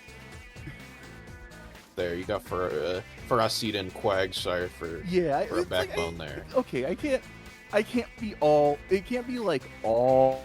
The seed didn't even come out. The seed didn't even come out, and Quagsire died immediately. So really, it was just fucking. It was just nonstop. Sometimes you just gotta fucking floor it. It's true. Oh yeah. Oh. I feel like there's not a ton to say about like the specific sets. Yeah, Murkrow is missing the extra 4 UVs, which is funny. That was a fucking misclick on my part. Crustle is literally just the exact same set that I've been bringing every week, and it fucking worked. Likewise, Edgequake and Stab Bug move. It's for grass types. It works. Likewise, it works. only change I made to Swallow at this time is just shuffled around the EVs to be a bit more defensive than it was week 1, and Sticky Hold instead of Liquid Ooze, which didn't even end up being relevant. And then Electabuzz. It is Chungo Humongo. They wish to be a flashbang. And then Quag and fucking the Pharisee Bodega Dick Pill, fairly standard sets. There's really not much to say about this. It is just a really straightforward team. Yeah, pretty much. Yeah. So yeah, I'm kind of just up here to aura farm. You have any final thoughts that Like I said, I'm kind of just up here to aura farm. All right. Also, Morgan, who's your favorite guy? Who do you think it is? It's fucking Crustle. It's Mr. Washington Heights. It's fucking... Let's fucking go! Yeah. Alright. You're always gonna get me with a Shell Smash guy. I mean, you understand what I'm looking for. Good shit. Thanks for your time. Yeah. Nice cut off there. Let's bring Tony in and let's talk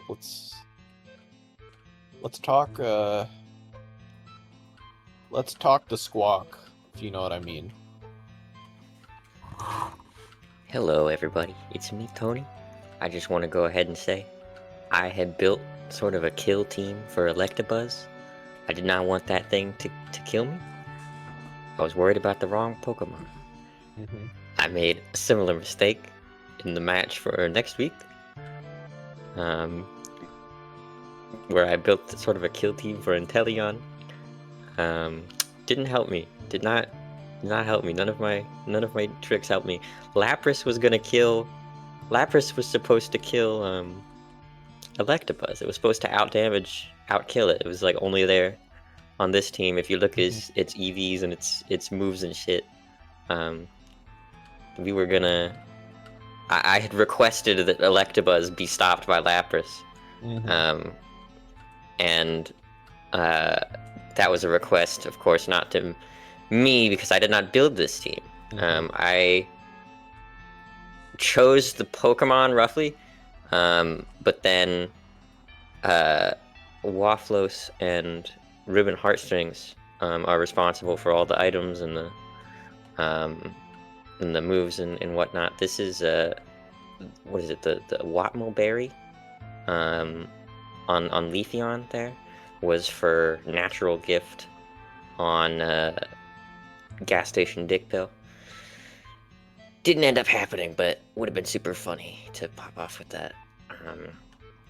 I made a few mistakes looking at if you hover over a Pokemon during a match in Pokemon Showdown, it'll tell you what its like possible speed is, but it says before modifiers or like external modifiers. And I, being the genius that I am, looked at that in the moment and said, oh, it's only like 207 speed. I have Toxicroak, which is much faster, obviously. And then that didn't end up being true because it had Shell Smashed. Although I did get one speed drop on it with Rock Tomb. That was there. That was actually my suggestion to put on there.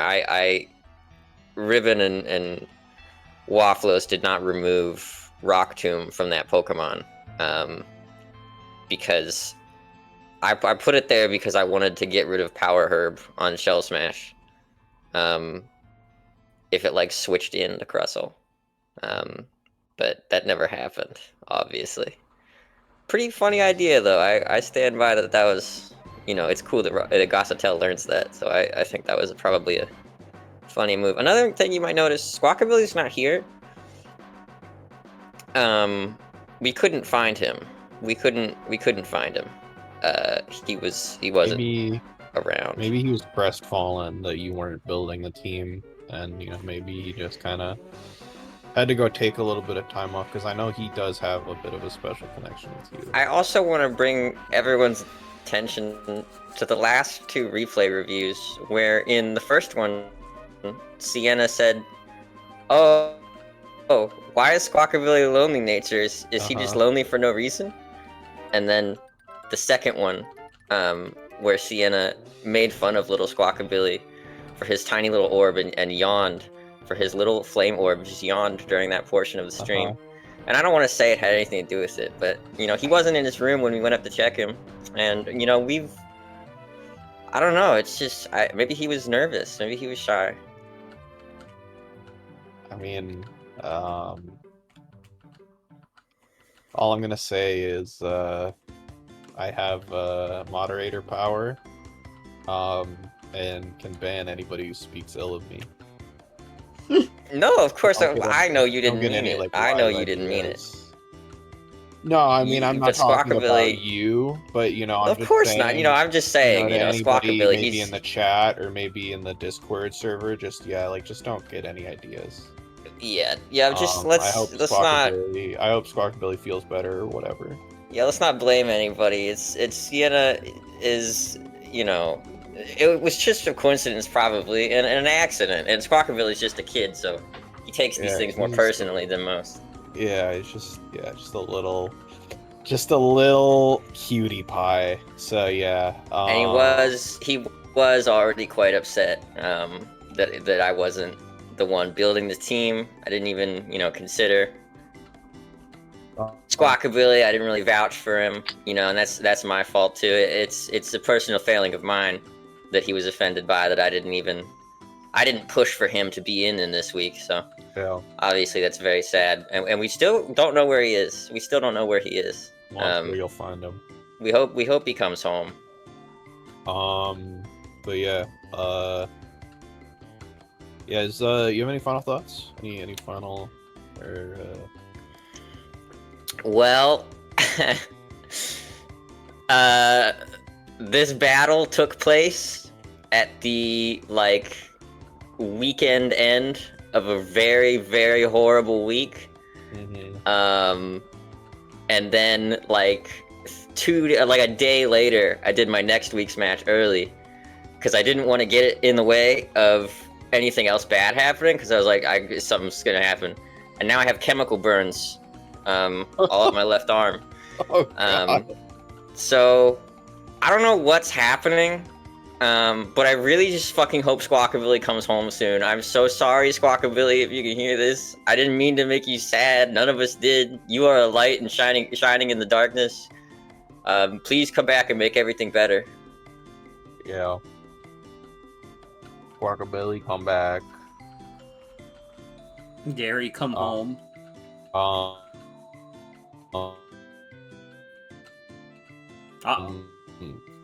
Good shot. Huh? Sorry, I had a connection drop for a sec. Oh, okay. So, now... Wait, what about my favorite guy? Oh, fuck. God. Fuck. What's your favorite guy? It's actually kind of hard, but... I guess I'll give it to Sigilif. I don't know, that's just what I'm feeling. That's just the vibe right now. I could change my mind in an hour. Let's not ruminate on it too much. Alright.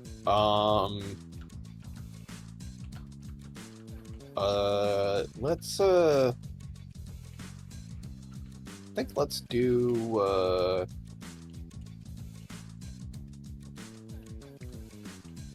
oh, yeah, let's, let's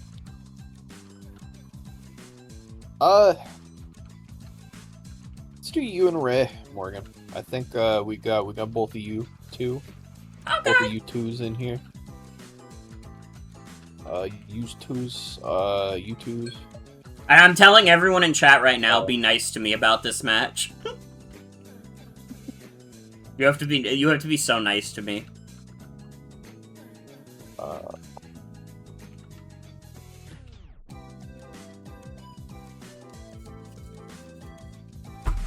Because you might have noticed from the team sheet this was a 6-0. But that is because of what you will see. You will understand.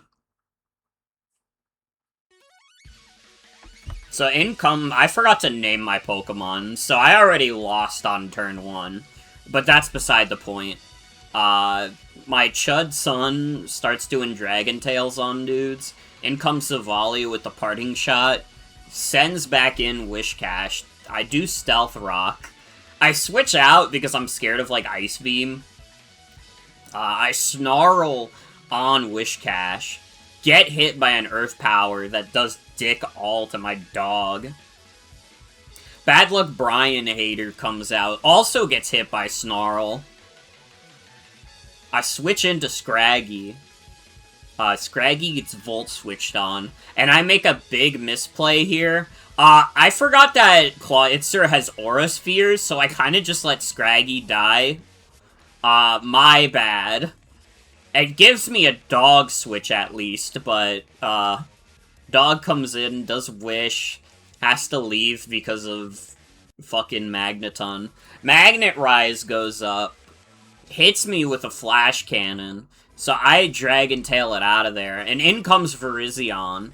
Virizion gets scared, though, and leaves, and in comes Wishcash. Wishcash gets hit by a Toxic for its troubles. In comes back in Dog. Dog is back in. Dodges a Blizzard. So you might be saying, what the fuck, what could have possibly happened for me to get 6-0'd? This is, like, not that bad, but, this is what happens. It's fucking weakness policy Iron Defense. And I just, immediately I'm like, what the fuck do I do? And it's Iron Defense Calm Mind, by the way. Iron Defense Calm Mind. I just go, oh brother, in chat. I get Giga Drained for my troubles. I send out Aurorus to try and get Snow up, so maybe Sandslash could do something. I don't know. I send in Gabite. I don't really know why I switched into Gabite. Letting a Aurorus die would have accomplished the same. Vacuum wave. It's a vacuum wave. Rush. It's a vacuum wave moment. Dusknoir comes in. Probably should have come in sooner. And Pain Split. And it goes for Calm Mind. I fuck up and go for Poltergeist because I'm already flustered. And, yeah, it's not looking good. There's nothing Dusknoir could really do at this point. So, I die forever. Goodbye. I mean, it's a 25 turn 6-0. It could have been a worse 6-0, but I was not at all prepared for this fucking Virizion set. This Virizion set fucked us bad. But it's okay. It kind of beat the specific 6 that we brought up for you, like, really fucking hard. Yeah. Anyways, yeah, let's get ready and talk about Team of Dish. Hello. Hello. So, this, I'm definitely very happy with my team building this week. I mean, like, obviously it was a 6-0, but, like, I'm talking about kind of the star of the show, Mr. New York City, Virizion first. This, like, so, weakness policy kind of, got put on it a bit late game, honestly, because I already knew Virizion had a good matchup overall against Morgan's roster because of its speed tier, which only gets beaten by Swoobat, which I will talk about Swoobat more in a minute. But also just, like, there's not much other than Swoobat that actually really walls this particular set, except, like, Ariados, I guess. We should have fucking brought Unaware Swoobat, bro. Honestly. That would have been funny. Yeah, like, Weakness Policy was a late addition just because, like, when I was going over the scenarios where I actually would be able to set it up, it kind of revolved around like Iron Defense or CM to like eat a super effective hit. And at that point, I thought like I might as well go Weakness Policy just to get more immediate offensive power, because a lot of the +1 calcs, especially for like Vacuum Wave on Sand Slash, didn't look too great, especially since you ended up bringing AV Sand Slash. Yeah. And Vacuum Wave was specifically to ignore Slush Rush, which at +2 it would have lived a triple axle from Max Adamant Sand Slash, but that would have been like a crazy amount of chips still. Yeah. Did it need how many? I don't know if you know this off the top of your head. Do you know how many like special attack boosts it needed for that Vacuum Wave to kill with the Soul Fest? I think it might have just been +2. Okay, so it just needed the Weakness Policy, correct? Yeah.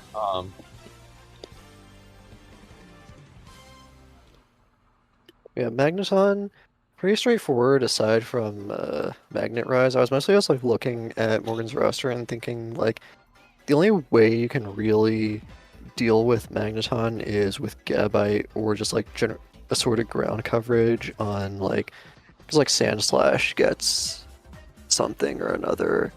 Does it get Earthquake? It gets something. It gets Earthquake, yeah. Yeah, and Cloister also. So I figured that if I can bait out like a Gabite switch and just like click Magnet Rise on the switch, I can just like click Flash Cannon for free for a while. And you did have Dragon Tail, which dealt with that pretty well, but the chip on Gabite was pretty important.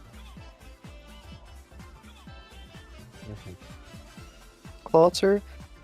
So I realized like at some point in the building process that I didn't really need specs on Clawitzer because like the things that it forced out, it really didn't need the boost from specs to kill, and Expert Belt was just kind of better because like Aura Sphere obviously for like Cloister and Aurorus and Sand Slash, and Dark Pulse for Dusk Noir, and so on. So I decided that it would maybe be a better idea to try and just like bluff specs this game for as long as possible. Like on the Scraggy Aura Sphere, like losing Scraggy there was pretty bad, but my general game plan was like if Doxbun comes in on the Aura Sphere, maybe let's like switch out and keep bluffing specs, but if you bring in Dust Noir on a predicted Aura Sphere, then I would just get like a free Dark Pulse on it, if you were assuming it was specs. I gotta be honest, until I looked at this team sheet, I thought it was specs. So you did good on that. Oh. Yeah, the like 16 speed is just to like speed creep.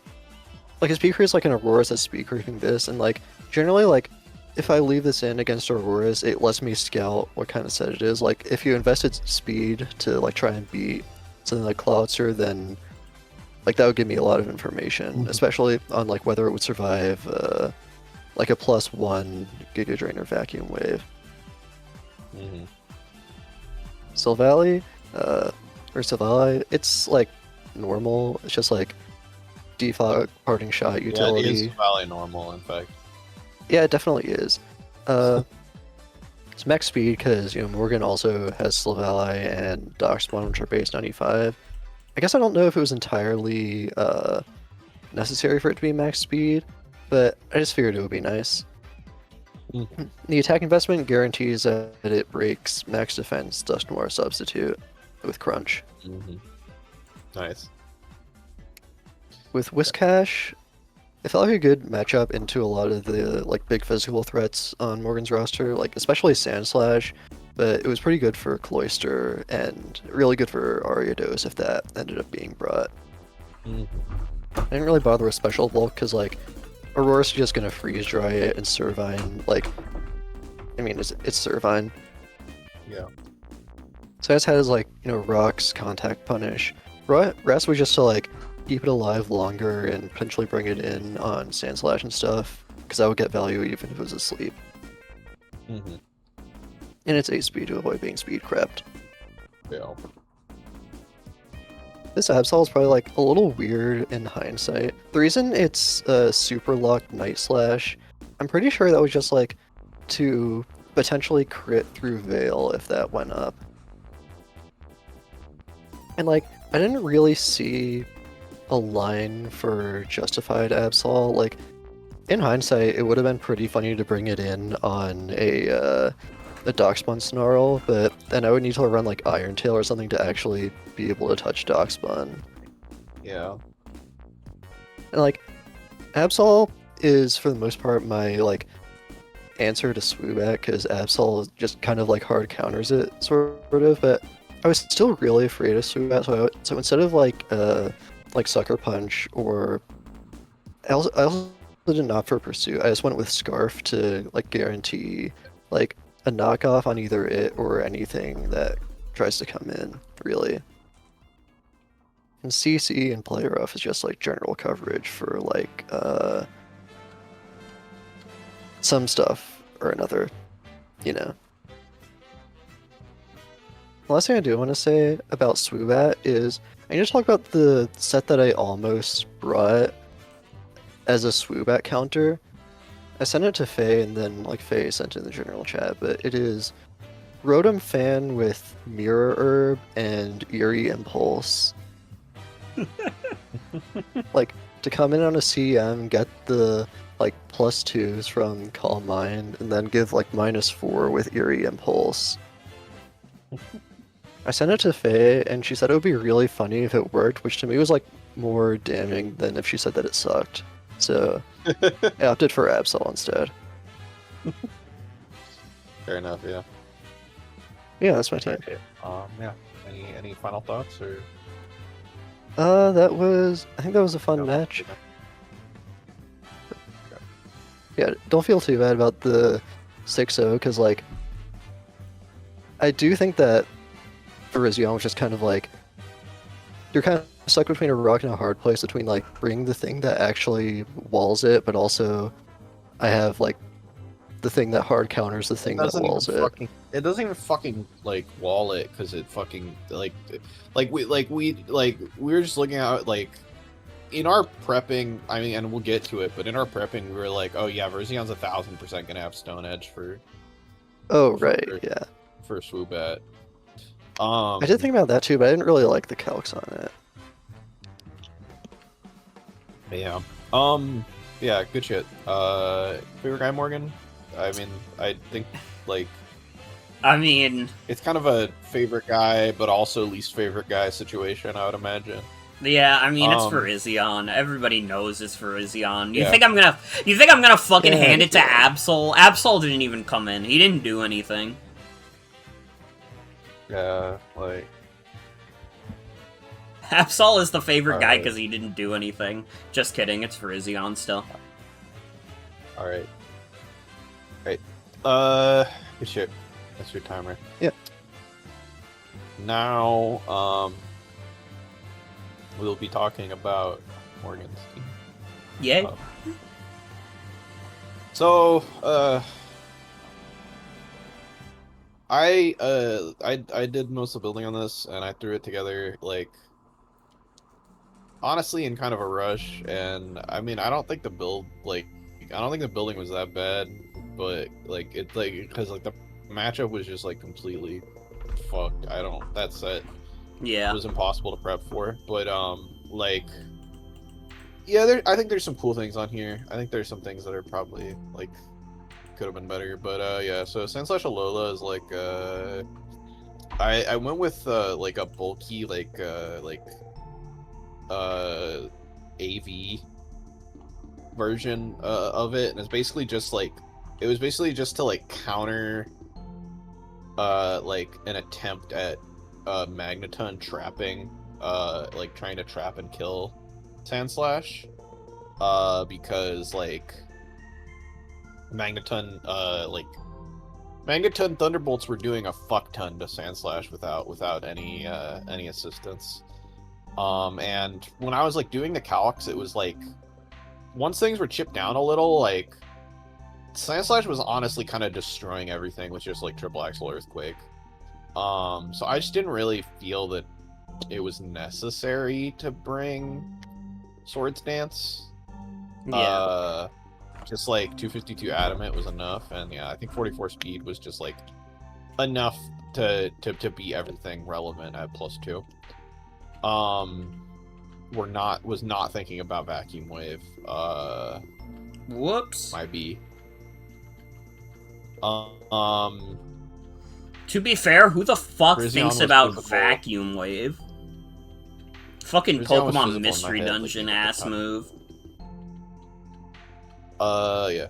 Darkspawn is pretty funny. This is like kind of a normal split F Darkspawn. We really needed something that could do anything against Clawitzer. Well, it's a pretty normal, like, EV-wise. But, like, it was a, and, you know, Player Off Wish Protect is normal as fuck. And then we threw Snarl on it because, it meant that if Clawitzer can't, like, it meant that it could kind of come in on Clawitzer and then, like, start 1v1ing it by, like, lowering its special attack. Yeah. And it could also, like, if Magneton switch-ins happened, it could also lower Magneton's special attack and prevent it from just, like, eating complete shit to, like, the flash cannons and whatever. And I thought that was pretty cool tech, and it actually, it worked okay. I mean, it prevented Magneton from clicking some stuff at least, or clicking, doing as much damage. Yeah. Aurorus, this went through a few variants. We eventually made it like kind of fast. Like I think it was, I can't remember what it was speed creeping, but it was speed creeping some.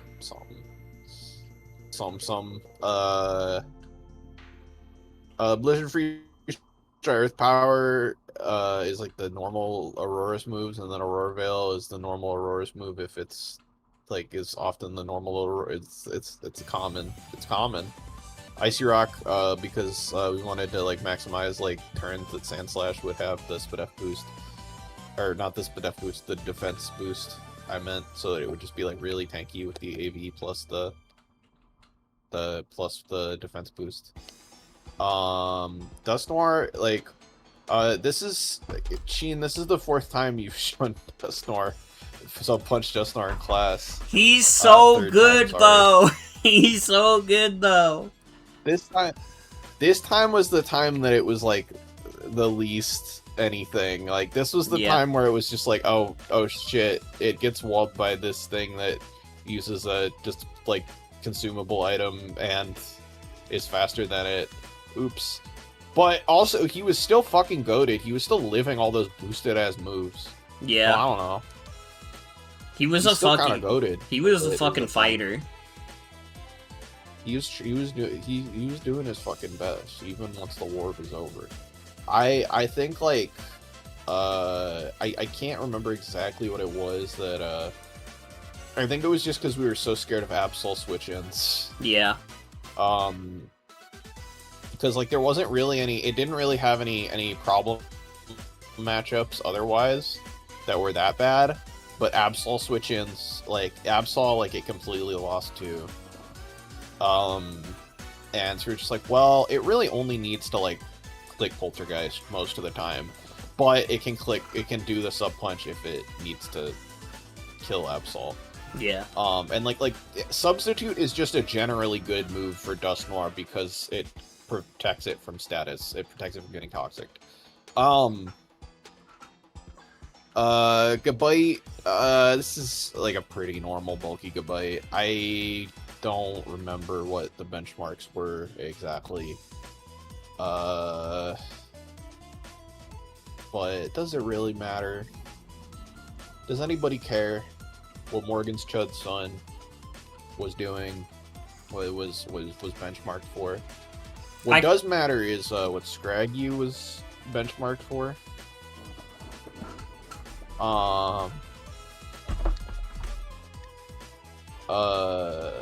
Like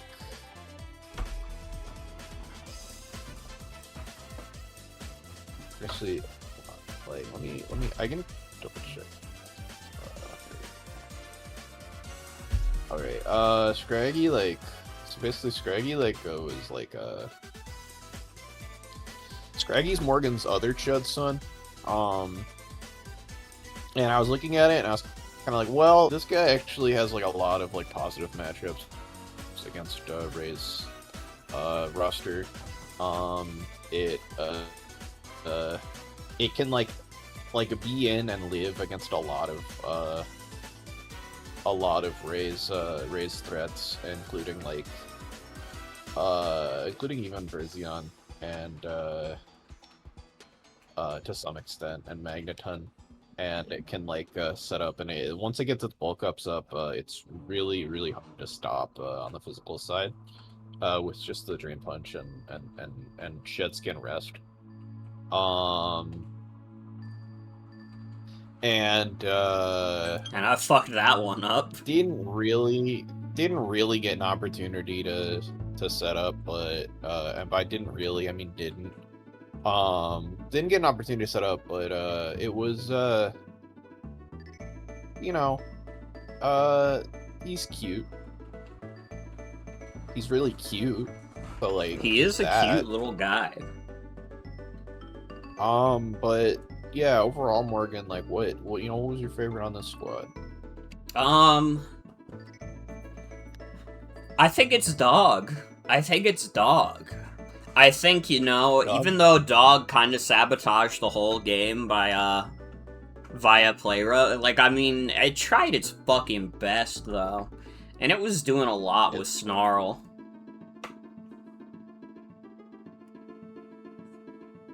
It's true. And he, like, look, he couldn't have known. He couldn't have known that it would do that.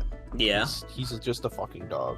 Dogs don't. He's just a dog. Dogs know what like leftovers is. Dogs don't know what weakness policy is. It's just not a. It's like a completely. That's like an insurance policy item. That's not even a fuck. That's like not a fucking normal item, dude. I will say also, it's not my favorite of the week, but Gabite got fucking lucky that it did something this week, so it wasn't one of the Pokemon I considered trading. Gabite finally did fucking something. Anyways, or it at least did an equal amount of nothing to like everybody else. So, it's let's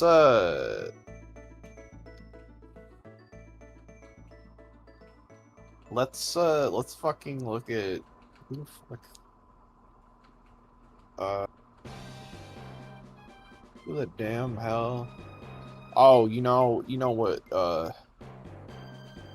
time it is.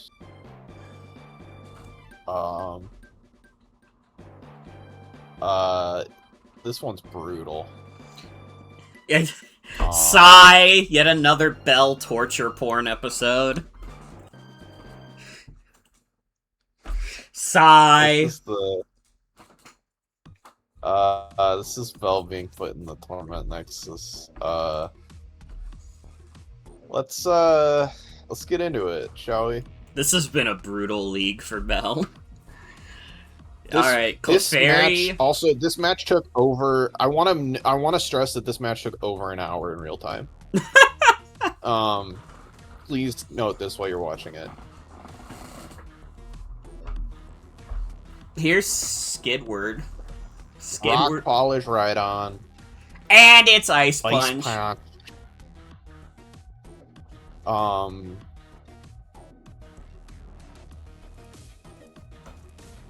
So Musharna sets up Trick Room. Gets a fat Psychic off on not a Rockwanid. This fucking guy, the big battle armor dude. Galisopod. I forgot his fucking name. Galisopod gets a fat U-turn off. In comes Porygon. Porygon gets knocked off, loses Eviolite. Porygon is faster than, God, I don't remember this guy's fucking name either. The fucking Viking Meowth. Berserker? Dude, I don't remember any Pokemon. Clefairy. This and takes no damage. Does nothing. Gets parting shotted. Rhydon comes back in. Uh-oh. Whoa. Oh, we're back. Yeah, so... Okay, wait, sorry, let's just... Yeah, I think I missed a couple turns. We'll go back a couple turns. Yeah, parting shot, I saw that. Yeah, so Rhydon comes back brings in. Rhydon. And then Belle decides this is an opportune time with her passive Pokemon in front of a known setup sweeper. Belle decides this is an opportune time she does Moonblast once, and then she decides this is an opportune time to click a healing move. So Musharna now this thing's a comes +2, and she sends out Musharna, and which is now Musharna dead. just fucking dies. And then for some reason she sends Clefairy back in, even though Musharna literally, like, the spinner was dead. Like, Musharna could not have done anything else at that point. So Belle sends out Clefairy. It does take the Earthquake. But it doesn't take a just second dies one. another one. Now Bryxon comes in. This Bryxon is Grass Knot, for the record. It is faster because this isn't +2 speed right now. But Belle just double switches. And Mike... But Mike switches into Sneasel. So just two bizarre plays. Actually.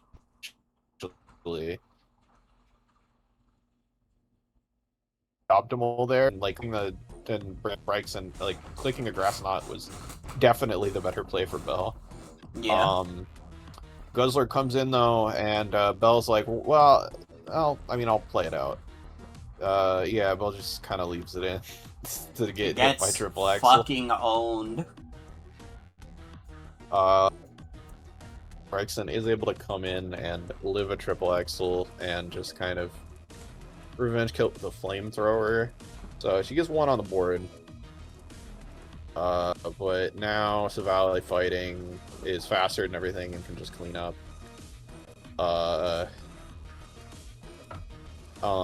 Again, you're seeing 20.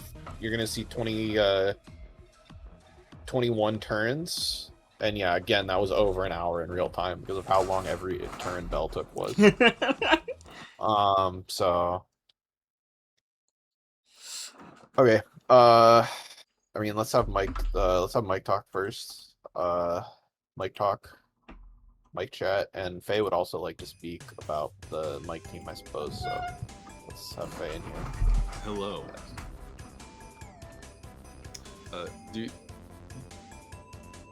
The reason I switched to Sneasel there is because I knew for a fact there was Grass Knot on that goddamn thing. Okay, that's. Like, I still think you probably should have let the Rhydon die, but. But he's my MVP. He's the guy. It's fair enough. Anyways, I can start going through my guys. Although, is it up on the screen? I don't see it on the. It should be. Yeah, Sienna's been a bad Discord stream host, but it's on the Twitch stream with Morgan's. Oh dear, it's back up. I'm sorry. Oh. I keep alt tabbing, and because I need to look at a lot of stuff, and I can't look at all. Sienna, do you want me to just put up a Discord stream? Oh, you can do it. Yeah, if you can do it, that would be better. It's not letting me. I think because you already have one up. Let me try to close it, and you can do it. Yep, there we go. All right. And now people in the thing can hear my music. Woo! I also just want to mention I felt very proud of thinking of JoJo stand names for each of my guys from each part.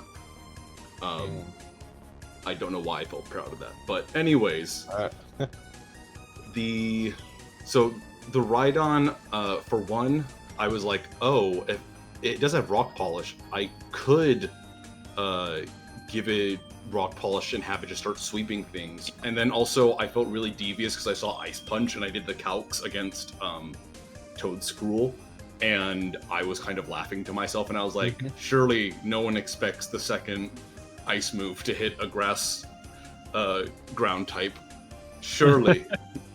Yeah. But I will also say there was not really a huge correlation there was some correlation in the name of the stands, but it was kind of a bit of a stretch. I do find it funny that I named Rhydon Planet Waves, which is like rocks coming from space, even though its only rock move is Rock Polish. And then I purposely named Ghostapod Aqua Necklace just in case anyone got the reference to make them think there was a water move on it. But anyways, Rhydon is the only one that has like a really spread out EV spread, and that was mainly to make sure that with Rock Polish it outsped certain things. Like I think Toadscruel. And obviously giving it Miss a little bit Magius. of... Yeah, and Miss Magius, which I was so certain Miss Magius was going to come, but apparently not. But yeah, so Evilite, obvious. Rock Polish, get it fast. Earthquake to hit a good amount of Bell's team. Ice Punch just for Toadscruel. And then Swords Dance was actually a recommendation from Faye. Because there was a realization of like, oh, there's a lot of tanky guys on Bell's team, so ratcheting up my attack is probably a good idea. Yeah. And then Sneasel with a Choice Band to give it more strength. Also a suggestion from Faye. A lot of Faye suggestions just helped me realize that I was kind of building in my like 5-year-old mindset of but what if I have total coverage of everything? Clearly nothing bad will happen. I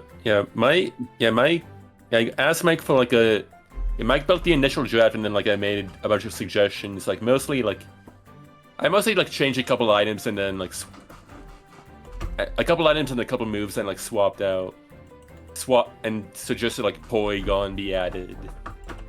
Yeah, I initially had Shuckle in that role, but it was a good idea to switch to Porygon because Porygon is a pretty good defensively. Reflect helped me out a lot, and I could have used Recover to just keep it being a problem. I think for Sneasel for the EVs, I think I just gave it enough speed to make sure it outsped everything, and then the rest into HP. Triple Axle, self-explanatory. Ice Shard, also self-explanatory. Pursuit, I part of the reason I wanted Sneasel so badly is because I was very certain Miss Magius would come, and I was like, oh, I could use Pursuit to just deal with it very quickly. I never got the chance to do that, but Triple Axle obviously came in clutch.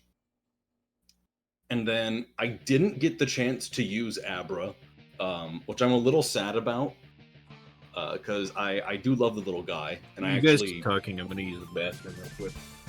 Okay. Part of the reason I traded away Haunter is because I realized that with Haunter, it was kind of just a better Abra, and I wanted to keep Abra. But with Abra, I mean, it's just like Magic Guards I don't have to deal with. Trade in switch in hazards, Focus Sash so that I can revenge kill something. Good spread with Shadow Ball and Psychic, and Dazzling Gleam, which I really wanted to try and surprise Guzzlord with, but oh well. Yeah. And Encore in case I wanted... I switched into something that I was trying to set up. Galisapod with the heavy-duty boots, because my poor boy does not like the Stealth Rocks. And it made it a good entry, because then I've got First Impression for strong priority damage, Spikes for the setup U-turn to get out of there.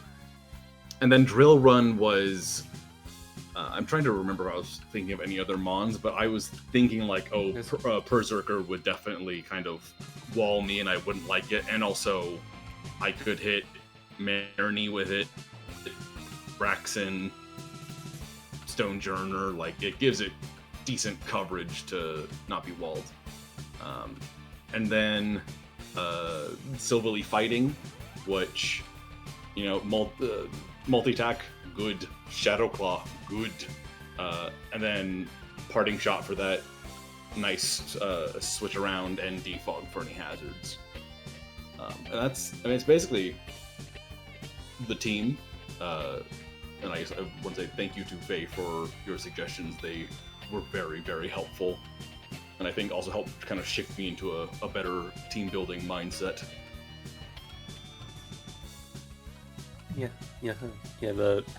The general structure was like mostly the same. I just suggested like things like optimize better, like, some items that would be like better fits for the roles, and also just like shifting like the hazard setting to the lesser part and like fitting in for mainly. Yeah, that was definitely a good move. I still haven't had a team with the Shuck yet, but surely in time it will occur. One day. One day. One day he shall return.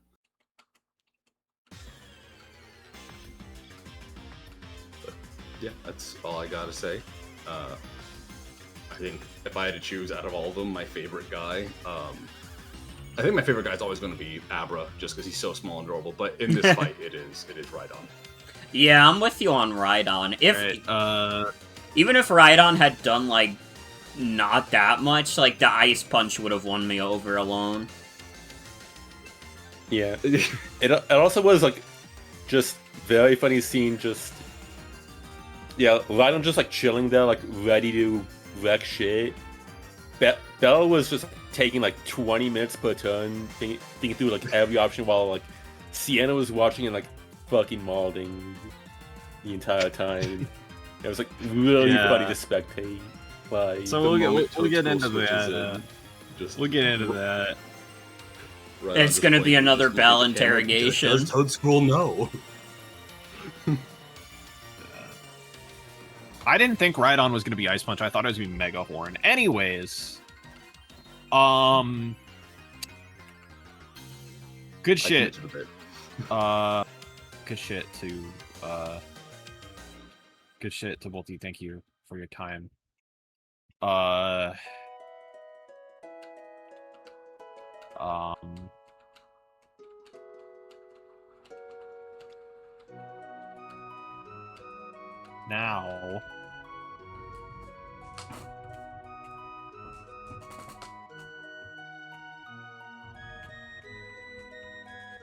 Rat now. Now, Bell. Well, I can start telling you about the team because Bell didn't do shit. So this team, let me start at Guzzlord because it's the elephant in the room.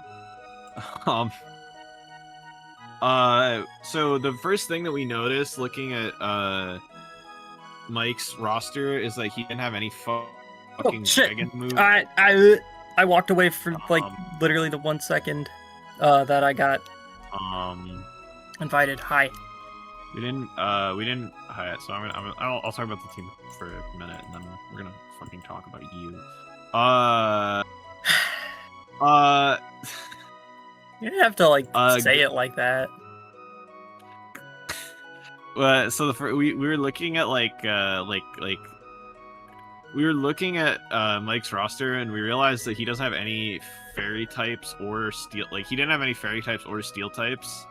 So there were just literally nothing to switch into dragon moves like at all. Like, so we were just like, okay, the only like Guzzler just gets to click Outrage for free. Let's just make it be. Let's just make it Outrage Sleep Talk. So that if it gets fucking slept by, if it for some reason gets slept by something, it just Sleep Talk will just call Outrage anyways. And just make it choice banned because it doesn't need to click any other moves. So that's what we did. Then yeah. Clefairy is the normalest. It's the normalest girl in the world. I don't have any comments on Clefairy. It's just Fizdef Clefairy. It's Moonblast instead of like Nightshade or Seismic Toss.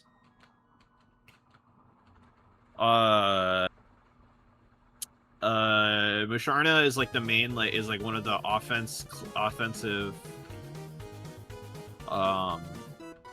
is like the main Trick Room setter and one of the offensive main offensive pieces here. Like obviously it's like really threatening in Trick Room.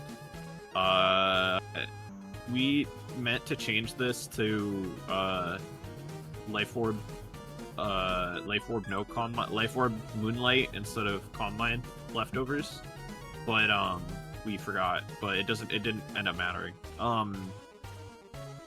Actually, it might have mattered, but I don't remember. It probably didn't matter. Musharna's really strong and really slow, and it mattered quite a bit.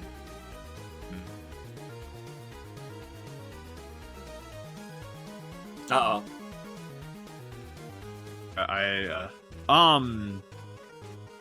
It would have forced emergency exit. Did stream squeeze? Did stream lol. Okay.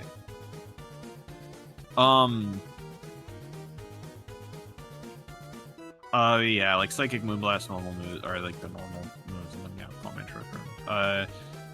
Brixen was meant to lure a Glycopod clicking first, like, or it was not meant to lure Glycopod. It was, or no, it was, yeah, it was just meant to lure a Glycopod switch in, and then click Will-O-Wisp on it, or meant to like come in on like a Glycopod like first impression, and then like click Will-O-Wisp on it, or just in general it was meant to click Will-O-Wisp on a Glycopod. And the other moves were just kind of there. Grass Knot was obviously for Rhydon, and then Flamethrower was just like a stab move, and Trick Room was to have another setter. And then yeah, Toadstool, Leaf Storm obviously pwned Rhydon. Like Leaf Storm pwned Rhydon. Fucking Earth Power was pretty necessary in order to fucking Earth Power is pretty necessary, like in order to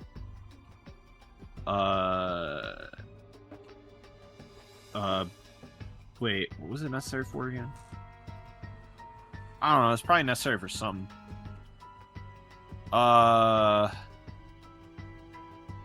And then yeah, like spin Trick Room. Like it was mostly just here to be spinner, and then yeah, Trick Room. To put the Trick Room. And then it's to be another fucking setter. Especially because Mycelium Might doesn't fucking matter for Trick Room. It's gonna go last anyways. And then yeah, Berserker is pretty normal. It like probably should have been EV'd to be like slower so that it like would be Trick Room guy. It would be like slower in Trick Room. Probably should have been like Brave, but we forgot. We made it Adamant instead. Prize. And yeah, like that's pretty much the team.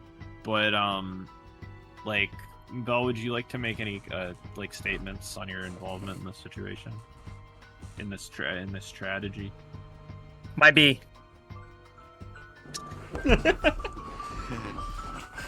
Oopsie daisy. So yeah, yeah, so it doesn't seem like she's available right now, so instead of, well, we've publicly shamed her enough, so I think we'll let her go there. So thank you for your time, Belle. My favorite Pokemon is Guzzlord because it's yeah. outrage sleep talk.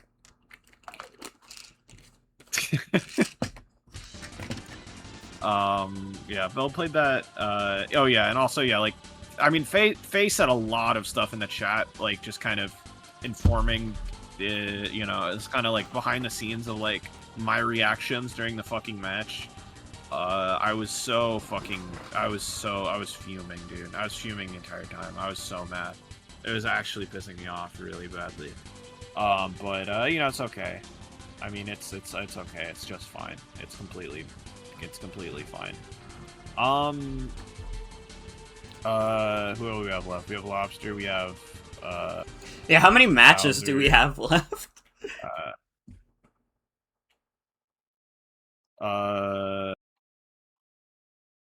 We have Lobster Emino, Bowser Diana, and Piku Comona. Okay. I think left. And wait.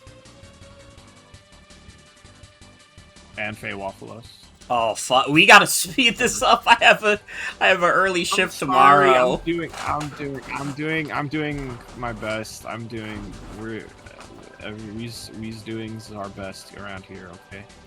I know. I know. It's gonna be faster because we have a lot of people. We have a lot of people with like pastes that we're just gonna glaze over. It's fine because they're not gonna be here. And we're gonna start that with fucking. Well, we're gonna start with Faye WAFFLOES because they are here. They are both in fact here. I have to shower too. I really should have showered before this stream. I was expecting this to be like last week. I'm sorry, Oregon. I'm sorry, Oregon. You're gonna be sorry to me tomorrow when I wake up dead fucking tired. I don't know what that means, but Because I have an early shift and I'm not gonna be able to go to bed in time. I'm gonna be tired.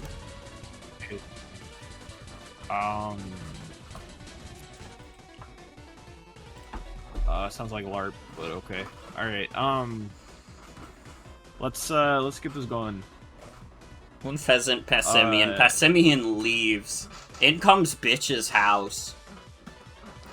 Hatchram comes in. Yeah. Takes a sand tomb. Fucking sand tomb.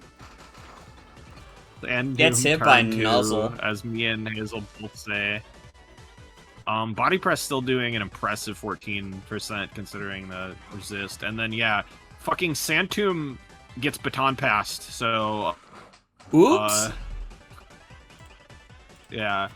Fossil takes a little extra chip on top of that.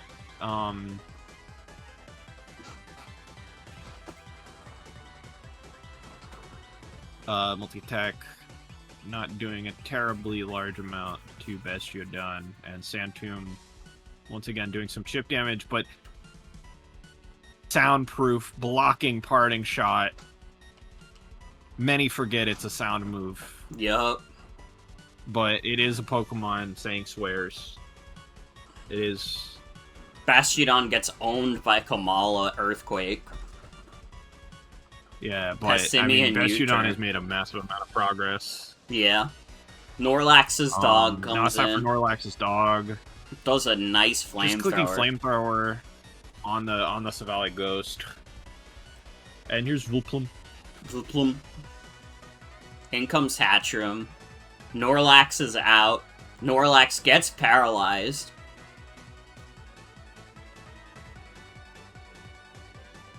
Volpera. Miss Simeon coming in. Hits Hatchram with CC. 26. Survives, This but is just not another- gonna survive the next one. Another CC, just a layup on Pheasant coming in. Bill Watterson. Oh, fuck. Gonna be the best. Oh, Just fuck. gonna sack to that. Okay, so this was... Meanwhile, in the Sienna and Bowser subplot, I sent an image. Oh, yeah! Yeah, we were watching this game while we were playing a 328 turn game of Gen 3 Stab Mons. But don't worry about that. Yeah. Vileplume gets us a jackpot knocked off. Strength Sap Vileplume Strength eats Sap. up Persian's energy. That didn't even really come that close to healing the It's full Strength bow. Sap That's really and funny. Synthesis. Strength Sap Yeah, Synthesis. Persian has like is 75. funny as Persian fuck. has like 75 attack. No, it doesn't even have 75 attack. It has like 50 attack or something. It doesn't have a lot. Z Parting Shot. We've had 2 Z Parting Shots this week. Giant fucking Brave Bird, but Strength Sap Heals it back to full. Oh my god. Dude, Vileplume. Vileplume is just insane. Strength Saps, of course.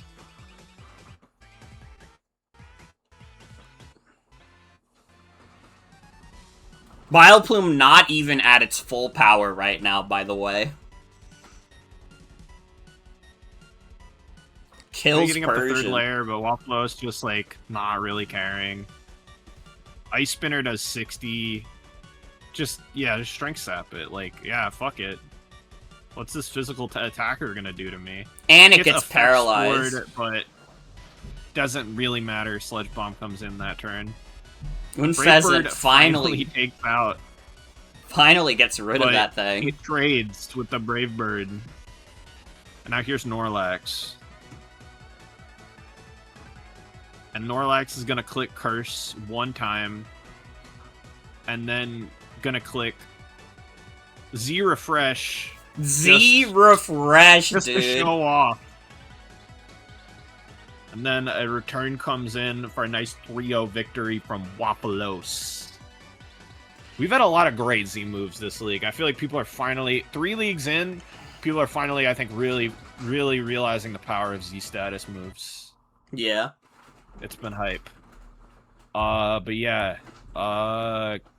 Fucking really awesome game. Let me let's bring in that waff to talk about this game. All right. Let me get my notes here. Yeah, I was fucking stressed about this match. This felt like a extremely I guess I think horrifying match on both sides. Like I'm sure for Faye, like there's a bunch of guys like she's got to worry about, but there's also a bunch of guys I got to worry about. The main hole I noticed was with the lack of just strong resist to my big moves like CC, my Snorlax and stuff, and my Houndoom too. Yeah. Because Faye has a kind of offensive team, an offensive pivot. Yeah. Just clicking shit, knock off, U-turn, full switch. That's just the style of the team. That's not a diss at the team style. That's just how it is. That team style is really powerful. So my goal is to just kind of punish that as much as possible. Those kind of free clicks or whatever. Yeah. I'll go a bit out of order here. First guy I put in the builder is Pastimian because there's I don't think there's any CC resist other than there's the Valley Ghost, which I knew was gonna come. There's Gramble. Okay, sorry to interrupt anything, but Tony is saying that their little mouse is eating a little chunk right now. That's awesome. All right, just wanted to let everybody know. I understand. Yeah. Also, Tony's letting you know that you have Pelipper. I do have Pelipper. That's Bill Waters' son. We'll talk about him in a bit. Yeah. I just went it's just a Scarf Monkey character. Yeah. Nothing too crazy here. I got beat up for Valley Gust. It's not even I think it's barely a 2-hit KO. And then Gunk Shot for the Grand Bull. But the main goal is just quick CC once the Valley Gust is dealt with. And then Bastiodon Bitch's House here. This is this guy went through a lot of revisions in the items and the movesets and stuff. The idea of this guy though was to punish any willy-nilly U-turn, flip turn, parting shot clicks or whatever. Mm-hmm. I was really banking on Faye just forgetting about that, and it really worked out for me. Body press because I have nuclear defense. That's an easy click. Sand Tomb was originally originally it was Metal Burst, I think. like if I want to click it against like a Floatzel or some shit. If I wanted to stand against it, but I was like, no, I don't really want to stand on that. Then I went Roar. Specifically for this is a weird fucking interaction I discovered. If you click Roar on a okay, it was meant for Hatchram to like magic bounce the Roar and then I get switched out. But because I was soundproof, the Roar bounced and then it came back to me and it did nothing. So I was like, I'm glad I fucking tested that. And then just like Magic Coat to kind of sit on Version, so it doesn't like set up spikes or whatever. And then just Toxic, you know. Oh, but Sand Tomb was for Hatchram, to kind of just to like cook it, and like it wouldn't have to be like a status move or whatever. It's just like free chip. Other than that, Vileplume is doing. This is a surprise. It's a max defense, max HP on this guy. Strength Sap and Synthesis is like.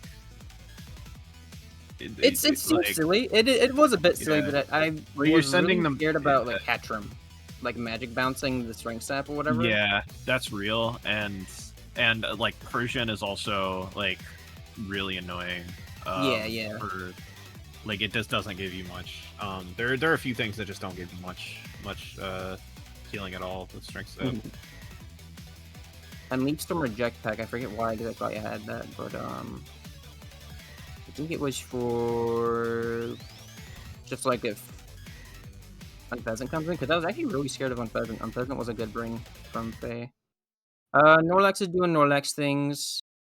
I got nothing really crazy down here, just a refresh, Z-refresh. I feel like I've brought a different Norlex guy every time. It's got a lot of dumb shenanigans it can do. It's fun. Houndoom. The thing with Houndoom, I don't really need Pursuit for Soul Valley Ghost. It would have been nice. I considered it, but Dark Pulse was already like such a good click into like literally everything that I just really didn't need it. I just put Scarf on it. And I'm like, I'm good. I just click. And then Bill Watterson was kind of like the backup for Floatzel. Because I was really scared of that thing. I'm surprised it just went with like a. Like I forget it was just a choice, like physical, like flip turn set. It was pretty standard. I thought that wouldn't be, if it was gonna be brought, it was gonna be like kind of scared of Vileplume, but it was just clicking shit. Yeah. Like I was kind of surprised because effect 4 on Vileplume is really punishing against like U-turn and shit too. But Bill Watterson didn't really do much, but you know he's chilling. He's chill. That's about it for my team. All right. Good shit. Thanks for your time. Favorite guy though. Is anybody gonna be surprised that I say Vileplume? I don't think anybody would be surprised about that. Vileplume kind of did everything. Well, okay. Like to be fair, I thought Miss Simeon and Bastiodon were fucking epic. I thought Bastiodon was extremely epic.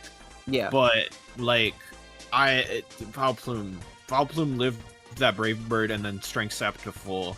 Like, it's just a boss play by Vileplume. I was fully ready to like let it die and like maybe I get an effect spore proc, but like it just lived. Okay, that works too. All right. All right. Yeah. Good shit. Let's bring Faye up here. Yep. All right, Faye.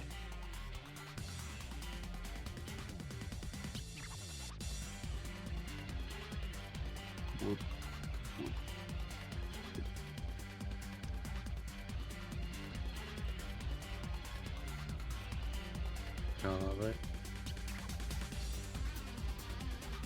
Yep. Alright. Yeah, this was an instance of just a bit of like tunnel visioning on like WAFFLOES' offense and like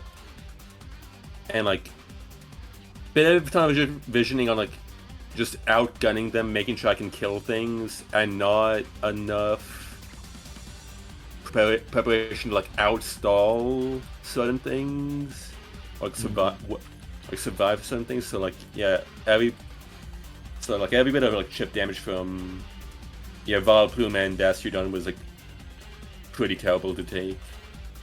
But yeah, but overall, like, the structure is like I had the combo of just Floatzel and Unfezin as an offensive combo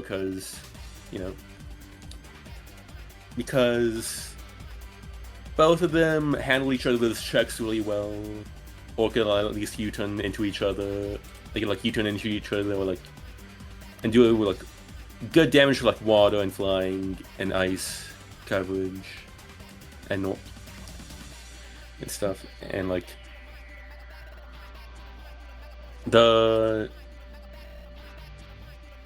with Scarf on the Unfezin, I could easily revenge kill Scarf Piscinian because I knew it was gonna be Scarf Piscinian from WAFFLOES. But yeah, for the rest of the team did on the Propel did not. I basically just focus on surviving like the big breakers long enough to like reposition into my own offense, and then realizing like, oh, if they get chipped down by their walls, then they can't actually survive that long. Yeah. So yeah, like the Hatcham should have had like some healing, like rest or like life or whatever, and like Comona definitely should have been like wish again. But yeah, otherwise like the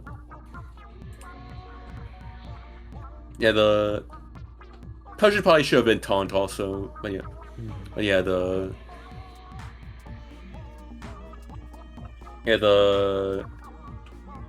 basically the only hazard set of WAFFLOES had that like super threatened that like Hatcham couldn't 1v1 was, or like Hatcham couldn't like pivot out of was Excelgor, because like everything else like the Hatcham could like dry pass into Floatzel and it don't.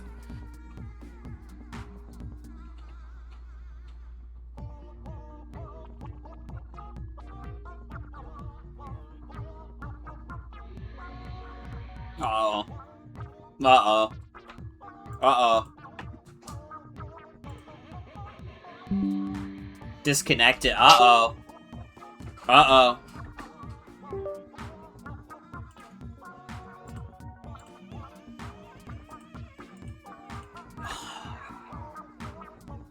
Fuck, dude.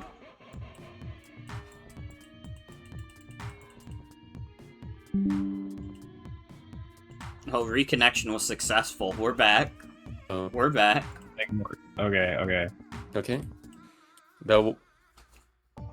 So, what was the last thing you heard before cutting out? I think you were still talking about Hatcham. Okay, yeah.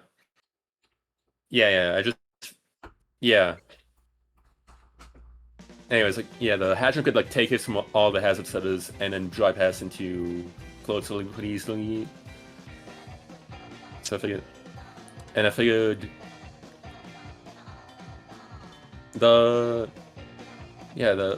then with Persian I figured that like it can like take Snorlax hits and like foul play on it, like parting shot off of it and into other dudes if necessary. There are like a couple other like physical attackers to like get a hit with foul plays, like the ground types mainly. Not Piscinian, but I figured that. But I figured that like with again I was like overestimating. I didn't like overestimate like how long I could like last, or overestimating how quickly I like break through WAFFLOES Team. So like, yeah, I did like not have like great switchings to the Simeon after like the first like 1 or 2 switches. Yeah, but it it did have like deep hunting shot as like an attempt to remedy that, and like spikes are good. Yeah, I had like Sylvally Ghost to like switch into both. Yeah, like roar out, Curslax, and just combat as needed. And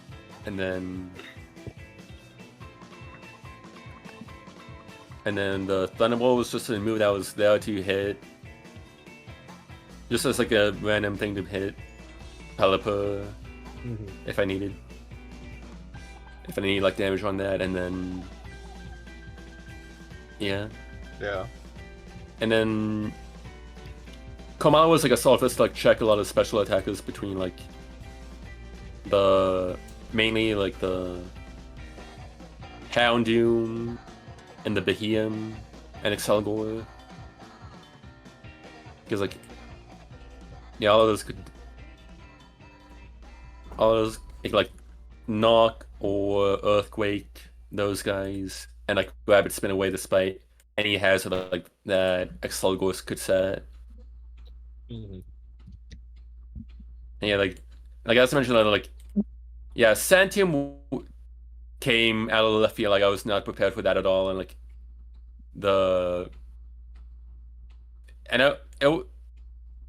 I completely forgot that like Bastion had soundproof as an ability. I thought it was gonna be like sturdy or whatever. So like again, a lot of chip damage that like I had no good option to heal off or just tank long term. So like yeah, a lot of stuff here was like yeah, a little too focused on like anti-offense and not enough on like anti-Vileplume and like anti-Bastion stuff. Alright. Is that all?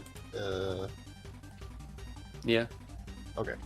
Alright. And then yeah, you got a favorite guy, Morgan? Ooh, favorite guy. I mean, I think I'm gonna give it to Hatchram. That's just how I'm feeling. I'm telling you how I feel. Hatchram is a squeaky toy, to be fair. It is a squeaky toy. Yeah. Alright, yeah, good shit. Thanks for your time. And then, yeah, so we're closing in on it, so we got, let's do Lobster Fighter versus MNO next. Let's check this one out. Our last three pastes are ones that don't require any, or our last three battles we have only one paste per battle to actually like go through with any thoroughness, so it'll be faster. That was a little loud. Well, it's pretty normal volume for me. Well, maybe I have loud too. Loud too poop. Alright. Peep this one. Really peep this one. So, Piku into the Coffergigas lead. Trick Room gets Toxic up. Gets Toxic Spikes up, though. Decides to Baton Pass into Decidueye. Decidueye is Boots, it seems. Decidueye gets Parting Shot. Grimer gets hit by a Leaf Storm. It's also a trick.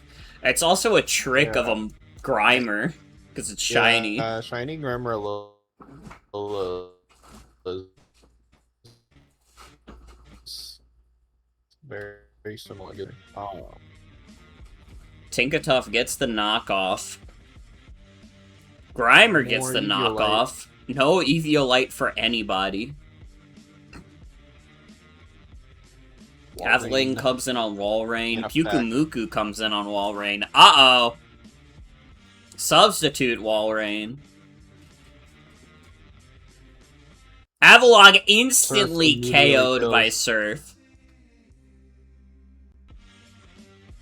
Sub broken, but Ice Beam gonna kill. Yeah, Walrein kind of going to town right now. Sets up another substitute. Knockoff does not break sub. Roars out Tinkatuff. Reflect is down. Yeah. Tinkatuff goes for an encore, which puts it in a roar situation. Coffergregas comes out. Mr. Coffergregas. Rapidash goes for Wild Charge, which is very funny. It looks like it's banned Rapidash because it keeps going for Wild Charge. Coffergregas sets up Trick Room, goes for Parting Shot on Rapidash. And Invalid is right. Of the clear ban. Golem is about to go a little crazy, set up a little Stealth Rock, gets Toxic for its troubles. Fuck, come on.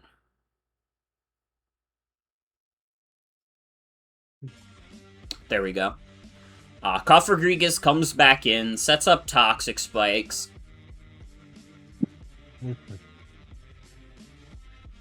Tinkatuff comes in. Coffergregas sets up another Toxic Spikes, dies for it. Golem comes in, takes a knockoff and loses its leftovers, but Earthquake can kill Tinkatuff through Reflect. Keep in mind, Tinkatuff did lose its Eviolite earlier. Pyukumuku has been owned. Grimer comes in on Pyukumuku. Reflect is not going away yet. Rapidash comes in, gets taunted by Grimer. Grimer does Shadow Sneak, dies to Play Rough. Actually, yeah, Play Rough kills there. No Eviolite, I suppose. In comes Pig Knight, gets hit by a Play Rough, starts bulking up in front of Rapidash. On him. Gets hit with another Play Rough and just Drain Punches it, getting back 3%. 3%. Pyukumuku comes in, there ain't nothing this guy can do. Pyukumuku gets hit by a Thunder Punch, misses Toxic, unfortunate. Gets hit by another Thunder Punch. And this is actually, like, I don't know why, presumably, like,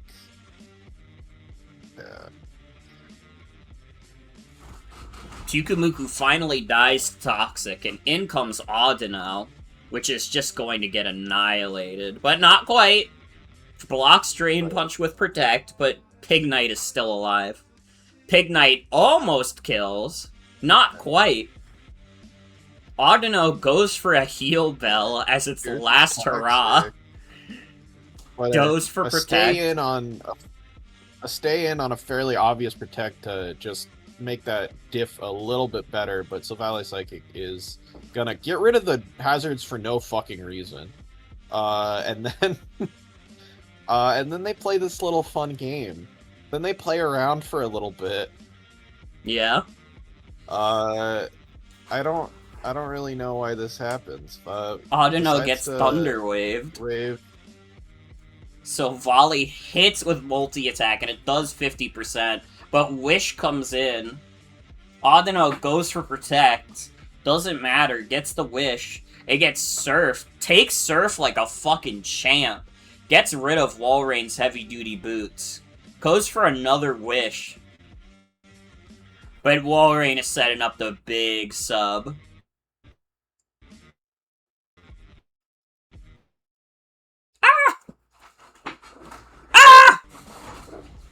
Okay, we're good.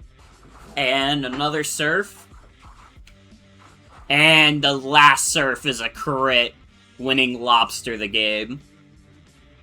Extremely... A lot of little screams from Morgan. The little screams are every time my internet dips for a second. That was a very funny audio experience for me. Alright, Lobster, get in here.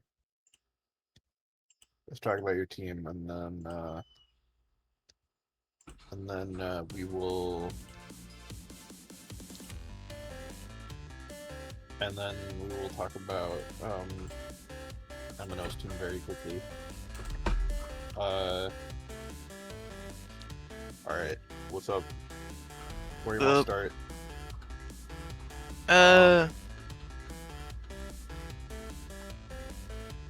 You know what? Let's just go in order. Pig Knight here is like very fun. I think Pig Knight's kind of the standout of this team in terms of being kind of strange. But it ended up kind of making sense. Like bulk up Pig Knight. Definitely like I mean it got toxic, but like it was doing stuff. It was cool. Yeah. And I mostly just stayed in against that one Protecton it was mostly because like Protect had a chance to like knock a off, and if I switched from the Pig Knight, then I would have died if I switched Pig Knight back in. At least I'm pretty sure. Yeah, so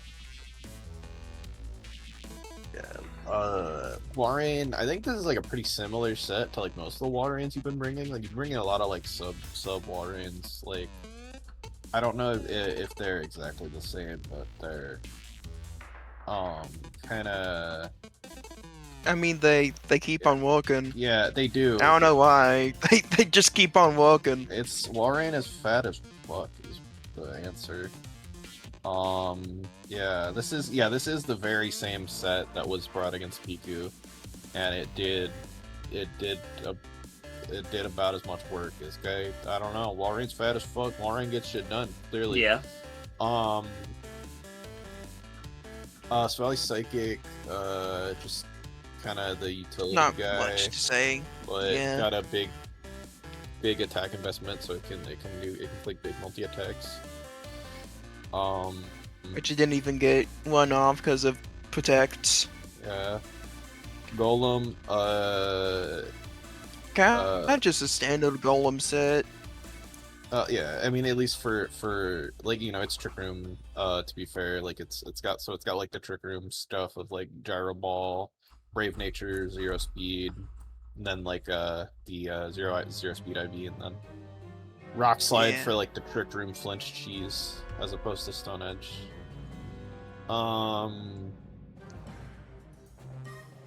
Puffagrigus as like the Trick Room setter, of course, and then also you got your Toxic Spikes. And Parting Shot and Body Press. Mine was just kind of the same set I bought last week, which is kind of the knockoff Poison Jabs Shadow Sneak set. And Grammar Low is just kind of go. I don't know. He's just kind of built diff. He like did a lot of damage and like made a lot of progress this game as well. So he's just kind of built different. Definitely like one of the strongest tier 5s. But yeah, like, do you have any like final like thoughts on this? On this group of gamers? Not really. I kind of just bring like standard sets for a lot of my teams because I don't really. I can't really think of weird stuff that might try and trick them, but also just standard is kind of good. You know, gets the job done. Yeah. Alright. And then what's your favorite guy, Morgan? I mean, it's Walrein. It's Walrein. Sub Walrein is really good, and it walls the shit out of things, and it doesn't give a fuck at all. It's true, it's true. Alright. Let's talk real quick about MNO's team. Is not here, but we can go over it. This is a fast utility Decidueye, I guess. Like max special attack like Leaf Storm.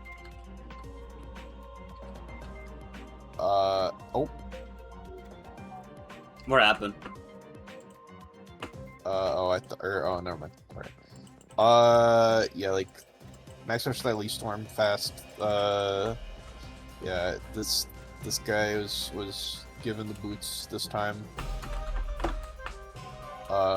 Which is fine. I guess, yeah, like it's a pivot, so it makes sense. Yeah, it's and it's the removal, so it makes sense. Yeah, defog Leaf Storm return pretty straightforward. Tinka Tough, also pretty straightforward utility set. Encore knockoff Stealth Arc Thunderwave. Like, you know, pickpocket for if it gets knocked off to steal an item.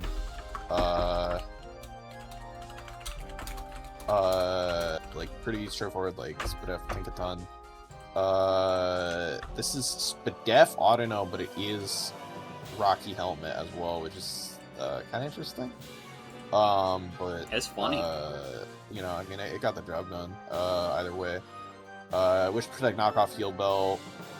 Pretty straightforward set. I mean, this it's extremely passive, but like Autono is also super fat and has regenerators, so you know it stays alive for a long time and just is a fucking thorn in your side as long as like the offense can keep up. Pikumuku, this is Pikumuku. It's like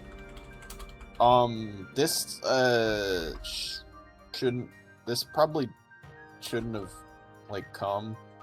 I mean, I don't mean to like I just don't Pikumuku can't really work unless it's like block or like whatever for like I don't really know what Pikumuku's goal was here, but it didn't really do anything other than put up Reflect, which I guess was nice.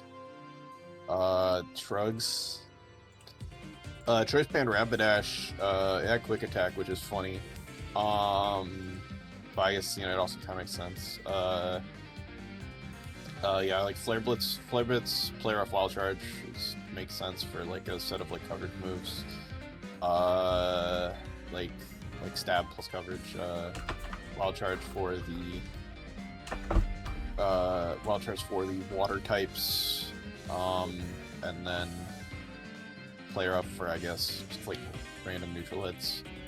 And then yeah, like Avalok Hisui, weird set. It's Strong Jaw, which I forgot Avalok Hisui even had. Yeah. It's Strong Jaw for crunch, and then it's Choppleberry for like, you know, fighting coverage, obviously, and then it's it's Mountain Gale Body Press. Mountain Gale is like worse Icicle Crash, so it's kind of, yeah, and Rapid Spin. So yeah,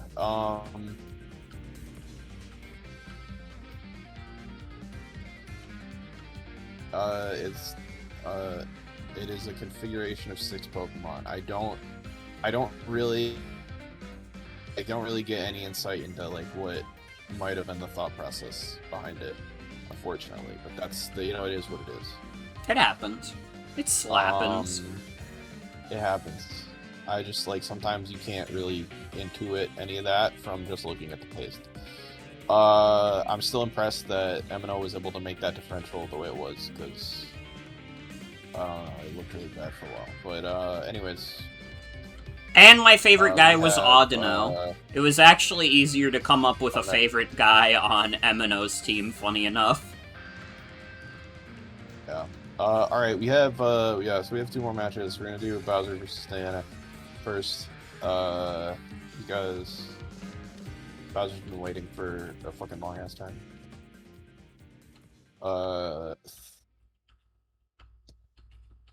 Bowser's been in the audience, patiently waiting. Lobster was too, to be fair. We have patient gamers, r/patient gamers. If you, yeah. If you know, you know.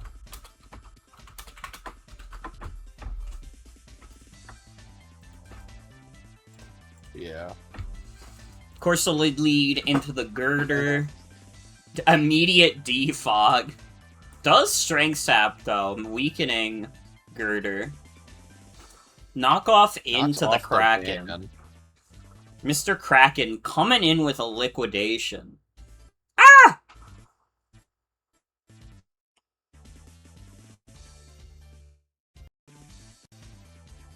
Okay, I'm back. And now it's a full beat. It's full beat Orthworm. Yeah. So yeah, like Volbeat puts up the rain and does a U-turn turns out into this swift swim character, but it's Overcooked Coil 3 weeks in a row. Yup, it's Coil again. Yup, it's Coil again. And instantly fries Quillfish. Can't Swords Dance in front of that. The Kraken Close is combat does unable not to kill. get an Oko. But Irontail Oko's the Kraken. Holy. In comes Drampa. Orthworm And here's gets the obvious paralyzed. C. Whirlwind goes in. Drampa leaves. Lantern gets hit by a fat Drain Punch. Holy. Please let me win.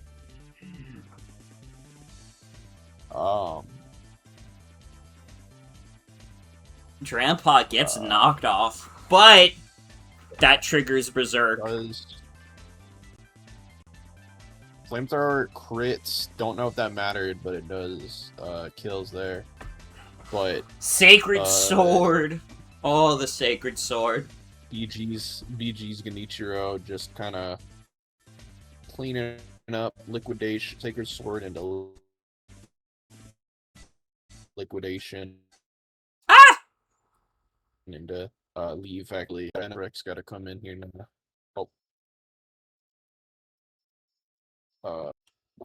Hyper Beam, come back. Are you good?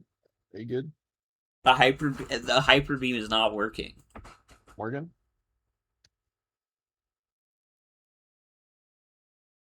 I'm gonna...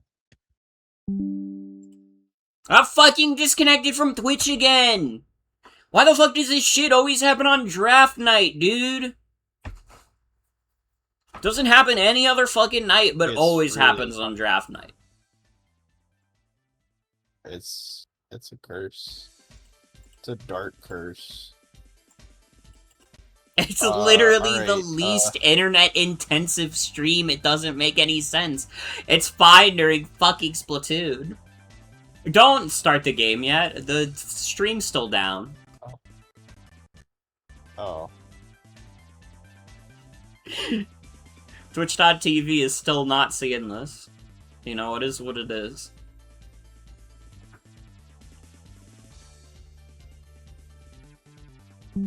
Okay, reconnection successful. We're good. You can start again. Alright, we're back. Alright. Yeah, so, kept you waiting. Thunderwave's here, but trades that for death. The Liquidation and Lantern is coming in. And so is the Dinosaurus Rex. Only taking 34 from the Lantern Ice Beam. Clearly not special attack invested on the Lantern. Now here comes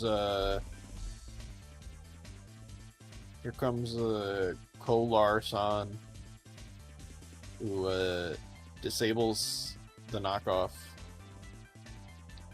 But now it's time for going from Hunter x Hunter or Tekken, depending on your belief system, to win.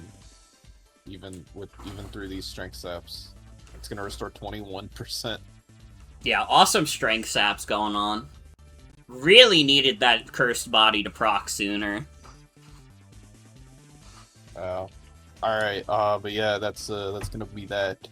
That's gonna be that match. Let's bring Browser in here to discuss the gory details. Yo. Anyways, no worries about the stream issues. I've been building Gen 3 Stabmons teams the entire time. Looking so forward to tomorrow night, Sienna. That's okay. Anyway, can I break I'm having kayfabe a of the great stream? Can I break kayfabe of the stream? yeah, go for it. Dude, I've been playing Splatoon Raiders this whole time. So I get it. No worries. We're having a great time. Which, to be fair, I think I'm allowed to, because these streams could be used as, like, a podcast. These are the most podcast-ass streams. This is very much a podcast type stream. Anyways, I will be brief. Helps that I already sent my notes to Sienna in case I couldn't make it. Shoutouts to the GOAT, Orthworm. Coil never fails me until it does, but it didn't this time.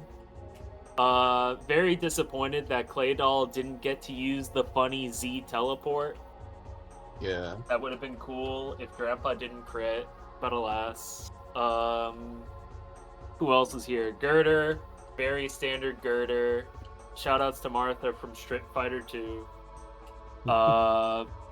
Meganium, physical attack Meganium, with aromatherapy, in case of like any status shenanigans like Volbeat had status. I'm sure there were other things with status. Meganium was there. Helped a lot versus Lantern, especially helped in that end game once Overcool was gone. BG Samurott got a kill. Stream's looks like stream is fucking dying again.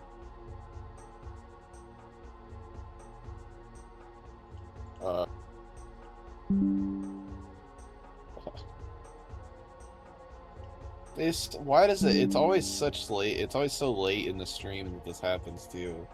I don't know. It happened so when evil. I tuned in for last week's match. Yeah. Maybe I'm just EMPing while I build. I don't know. What am I building right now? What am I looking at in the builder? Psycho Boost, Leaf Blade, Celebi. Yeah, that'll do it. I think the listeners are supposed to multitask with a podcast and not the cast. Literally not true. Half of those podcasts are them playing D&D. Exactly. It's true. That's a playing type podcast. Alright, let's... And then Gon got a kill. Gon did the sweep. And it is based on Gon from Tekken. Yeah. I thought it was going for Tekken because of the fighting game characters. Yeah, the lizard and whatnot. I don't know. Hey, listen, Hunter x Hunter Net Impact dropped, so you never know. It is true technically, but I thought, it's the lizard idea. Yeah, but Anyways, my favorite is kind of torn between Orthworm and Meganium this week, but I'm gonna let y'all have the floor on that. That's interesting because my pick was actually Samurott. I liked Samurott's stuff. What? Samurott did like one thing. And it was cool. It killed two things. It killed two things and it was cool. Oh, true. That's so true. My bad. That's me dissing BG Samurott. I'm so sorry. Sacred Sword has a cool animation where there's a sword on the screen. That's so true. Shout outs to BG Samurott. Shout out to BG Samurott. Alright, yeah, so good shit. Thanks for your time. Yeah, much appreciated. We'll be talking about Diana's team. And then we have one more match after that. And so this is the paste of Diana. So a lot of pretty standard EVs here. This has a little bit of speed. It's probably to outrun something. I don't want to check right now. So this is meant to be like, I guess, a manual rain thing with I guess really the only abuser being Overquill, Swift Swim Overquill. Volbeat with the Prankster Rain Dance and a Damp Rock makes sense. Just max special bulk, I guess, just to stay alive long enough to do its thing. Like Rain Dance and U-Turn Out. Yeah. Overquill was Life Orb, Adamant, max speed. Probably didn't need to be max speed, but I probably just want to overthink it. Yeah, like Gunshot Crunch, stabs, and then liquidation. Makes sense. Sword Stance as well makes sense. Just kind of set up in front of something it shouldn't have. Grapple Locked didn't get to do much. It was Choice Band. Was missing the 4. That was twice. We had that this week, which is kind of funny. Mach Punch, Close Combat, Stomping Tantrum, Liquidation. Makes sense. Although...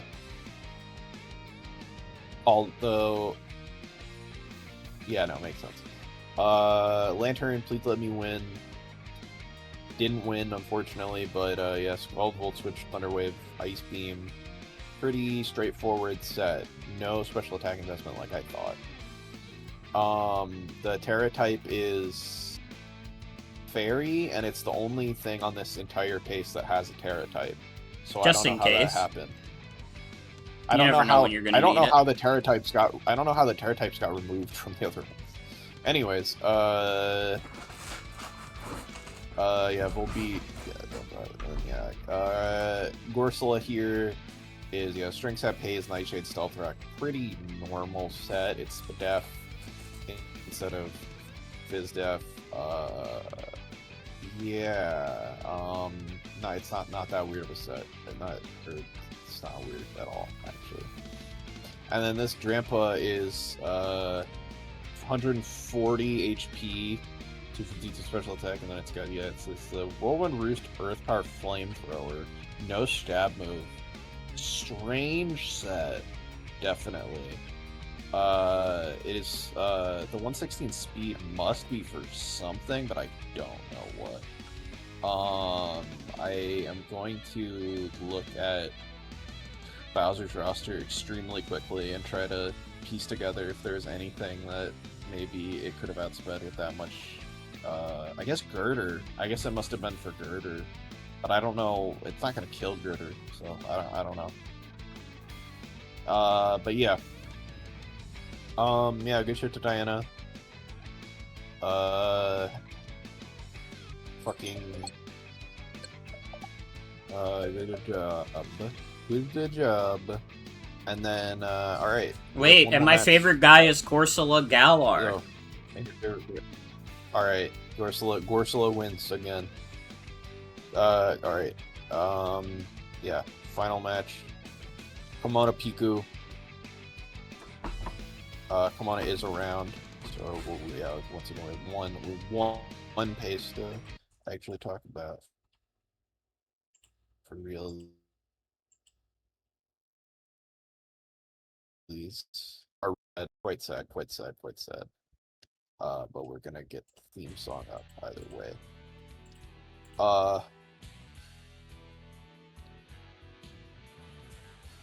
This is Probopass.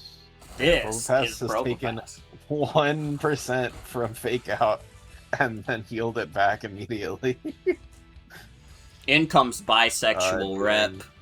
Making net zero progress, but Temper Flare. Gonna do a little Once bit. again, it's Temper Flare. Gets hit by Volt Switch. In comes Big Johnny. Gets hit by a fat Gong Shot, but Toucannon takes a fat Draco. Gunk Shot. So yeah, Gunk Shot and Gunk Shot with no Life Orb recoil on Temper Flare, and then no Life Orb recoil on Gunk Shot reveals that this is Life Orb. Or no, it reveals that this is Sheer Force. Yep. And Knocks Toucannon off. fucking dies. Close. In comes Raichu. In comes Probopass. Gets faked out for 2%. And Raichu is Surf. This is Surf Raichu. Does get hit with a Toxic for its troubles. But another Surf takes down Mr. Probopass. In comes Beartick, who's a nice guy. Gets Volt switched on. In comes Sableye. Oh, brother. Ah! Ah! Okay, there we go. Knock off Sableye. Sableye dies to Beartick. In comes in Raichu again. Does another fake out. Does Volt switch Dude, on I seriously Beartick. got tricked for a second. I was like, wait, so Violet can't learn knockoff, and I remembered Zora works on this fucking team. Yup. Aqua Ring moment. This is a certified Aqua Ring moment. Now this OP character, this guy who is OP, is gonna have to try to break through the Aqua Ring plus leftovers recovery on Blastoise here. Yeah, and it's doing 31%. Just clicking Toxic again, predicting a switch. Raichu comes back in on Blastoise. Goes for Protect. Dodges the fat Thunderbolt. Raichu goes for it again. Does 58%. Gets hit with a Scald. Out goes Raichu. Oranguru, Miss Thang. Goes for Protect. I didn't watch this match. This fucking Aqua Ring Blastoise is going insane. See how insane this fucking Blastoise went.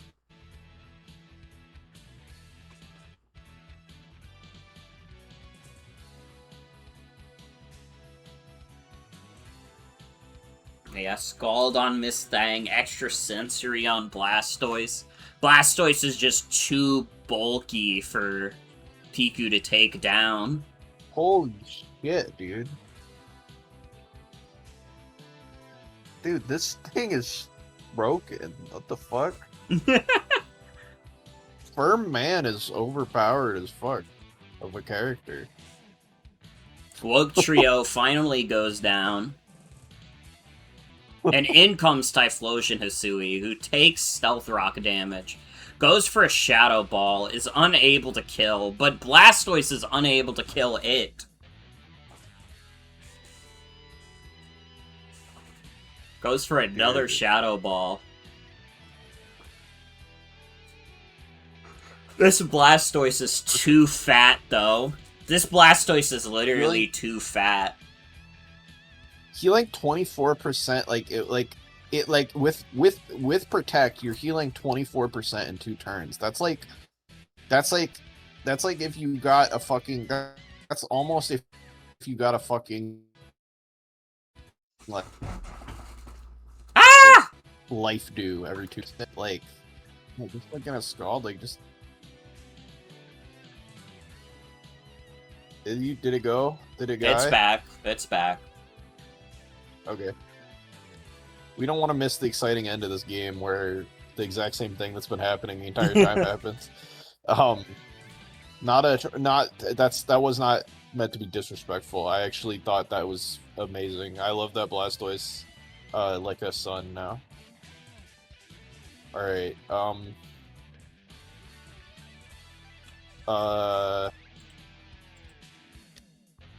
come on.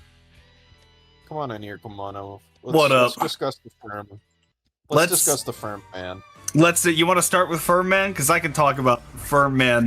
The name theme for all these mons were all characters from 2B Hero X, which is a sick anime. You should watch it. Firm man went stupid. Shout outs to my boy Marcus Lloyd.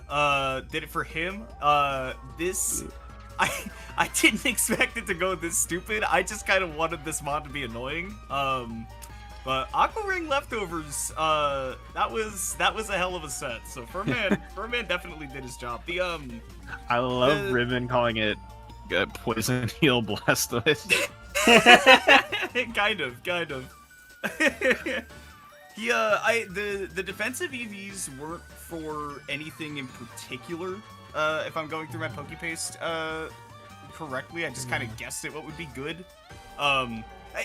Initially, I just wanted it to be something that was really difficult to remove for like Sableye, Jump Pluff, like a lot of the mons that could potentially like stall out spread status and stuff. So, Firm Man, my goat.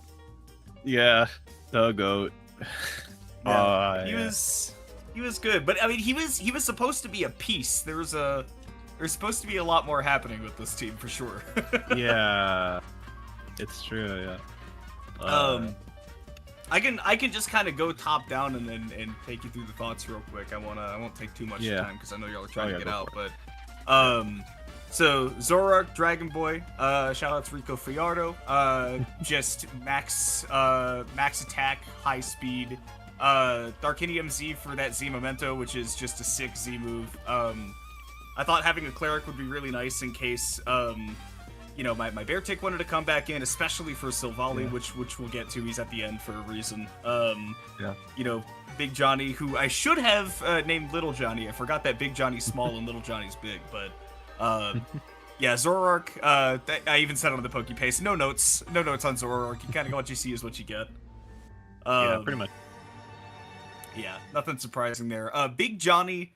So the special attack, I had 200 special attack EVs, and that was sort of the circling point. So that was to 2-hit KO Carbink with Flash Cannon after it takes Stealth Rock. Yeah. Because I would have to assume Carbink's not going to run heavy duty boots. So Yeah. that's what the flat, and it was for some amount of special attack EVs were like accounted for on Carbink, like a reasonable amount, but it wasn't like full careful or anything. Yeah. But yeah, I made him my spinner. I liked his defensive spinning profile better than Blastoise in this match. Which again, when I drafted Turtonator, I didn't even know he could be a spinner, so that was a bonus for me. That's about it on Turt. Didn't see him, I don't think, at all, or if we did, we saw very little. We saw a little bit of him. A little bit of Big Johnny. So Beartick, nice. That's my boy Mauricio. Mauricio is my goat. Shoutouts. So the speed on there was the rotating or the central point of the EVs. It was just to outspeed base 60s and then also account for a little bit of speed creep if they had like spare EVs. Yeah.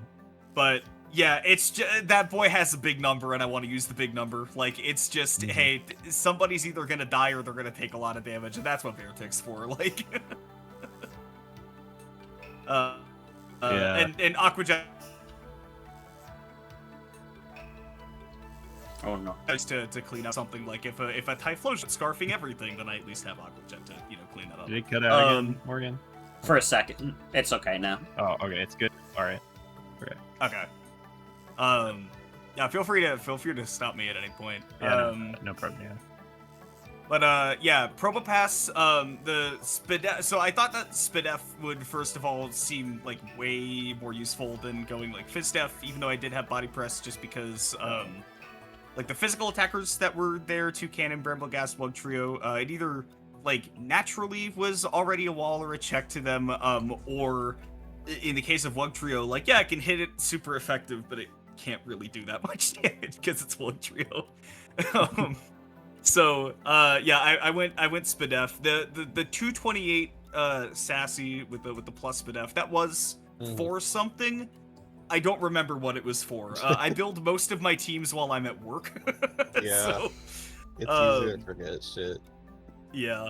I need to take better notes of these things. I thought it was really funny when I took that fake out at the start, the leftovers went back and I was like, ah, my sturdy. But that was that for Probopass. He was just kind of there to also, like a Toxic I had on him because I felt like that was going to be more useful than like Thunder Wave. I didn't think that speed control was super important in the matchup. Volt Switch obviously to pivot. And then yeah, so X, who is provisionally sort of like the main central character in 2B Hero X, that's David Matranga, the GOAT. I've called so many people the GOAT, but he is super good as X in that show. It's plain and simple. After a Swords Dance, if any Pokemon on that team comes in on Stealth Rock, except for Carbink, it just gets O-code by multi-attacker crunch. Yeah. I do a little type matchup chart. I have like a whole Excel thing that I can just like plug in from like a website that I use that just shows me like how many weaknesses and how many resistances and or immunities, and that accounts for abilities as well. And there was only one fairy resist on the team, which was Typhlosion. Yeah. So 120 base power, no drawback move and multi-attack. It's always good. So yeah, basically a lot of this team was just revolving around, okay, if Carbink comes and I remove that, then Silvally can win, and then Carbink didn't come, and I ended up not having to use X because Firm Man stood firm, but yeah, Crunch was there for Typhlosion, multi-attack was for literally all other 11 Pokemon on the team. Yeah. And then Flame Charge for the double dance, because once I'm +1, I'm gonna outspeed pretty much everything anyways. So the team was very straightforward. It was get Silvally activated to win. I didn't even think about Firm Man as a win condition, but by Jove! That's the beauty of Pokemon, is sometimes Sometimes something just wins. Yeah. That you never fucking thought would happen, and I think I find that happens more often than not in draft. Is you build a team and you're like, oh yeah, this thing's so fucking broken against this matchup, it's gonna fucking demolish everything, and then it's just like, oh, actually no, my sub protect leftovers guy won. Never mind. Oh yeah, it was my utility guy that ends up getting Yeah. 4 KOs and is now tied with everything else on my team that has the lead. And I'm like, okay, Ferment, you're like you say, Ferment. That's a side character that shows up in one episode. Yeah.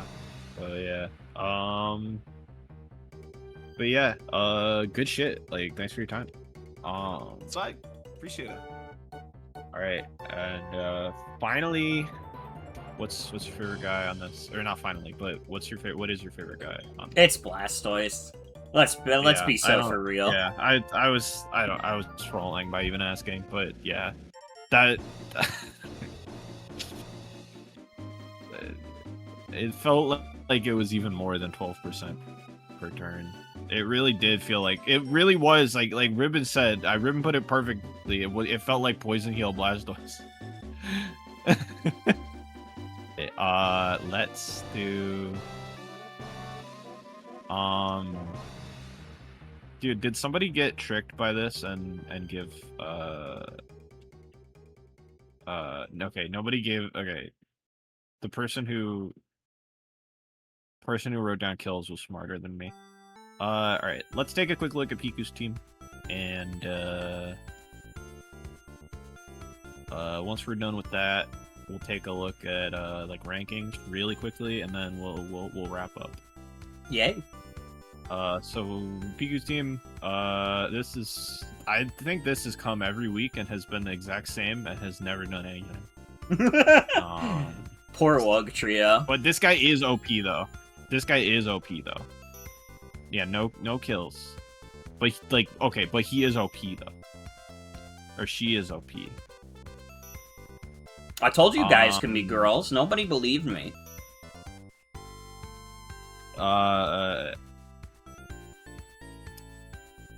Miss Thang is thankfully no longer Assault Fest. Is once again, but it's the same set as last week. Bisexual Rep. Is this also the same set as last week? Hold on. Yeah, it is. Okay. Same set as last week. With the fake out foul play Thunderwave knockoff. Yeah, is that the same set as last week? Yes, it is the same set as last week. And then Raichu, my friend too, with the boots, just kind of a special beast. Fast special attacker. Hasty just for stronger fake outs is pretty funny, but it makes it even funnier that it only did 1%. Yeah. To the Probo Pass. And that was like the only fake out that happened during the game. And then Typhlosion, Hisui, my friend numero uno. Yeah, the white herb overheat is kind of funny. All right, that's about it. Do you have a favorite guy, though? I'm gonna give it to Raichu. I feel like Raichu, despite the funny fake outs, it did put in work. Yeah, I think Raichu was consistently the scariest thing when it was on the screen. Like, oh well, I mean, actually, Toucannon was scary as fuck though, but Raichu got all the kills. Raichu got both of the kills. So, Toucannon scary, but Raichu, the results are there. Now, we're gonna look at the results. Speaking of results, we're gonna look at the current rankings. They are a little bit. They're a little bit off because we've had 1 week 4 match played already, which is Eve's. Yeah. So they're like a little bit off, but they're never right when we look at them, pretty much. But yeah. You know, the 3-win club up here, Eve is kind of a fraudulent member of the 3-win club. We're not really going to count her because of she's played 4 games and everybody else in the 3-win club has played 3. Yeah. Me and Ray are dead tied. Hard tied. And Ribbon still with the better differential on account of the double 6-0 incidents. Yeah, like, I mean, yeah, and then, yeah, like, in the middle, like, you know, we got some people with the 2 wins, some people with the 1 win. You know, like, people are fighting out there. Nothing is set in stone at all yet. We're on week 3 of a 10-week main season schedule. Things are gonna fucking shift around like crazy, but it is always interesting to look at where everybody's at. And yeah, I think that's gonna wrap it up. So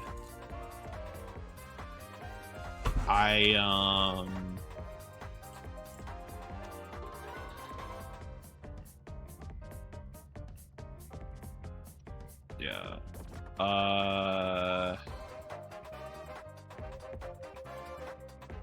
I think it's gonna wrap it up. I'll let yeah, this was an excellent week. I thought there were a lot of awesome matches.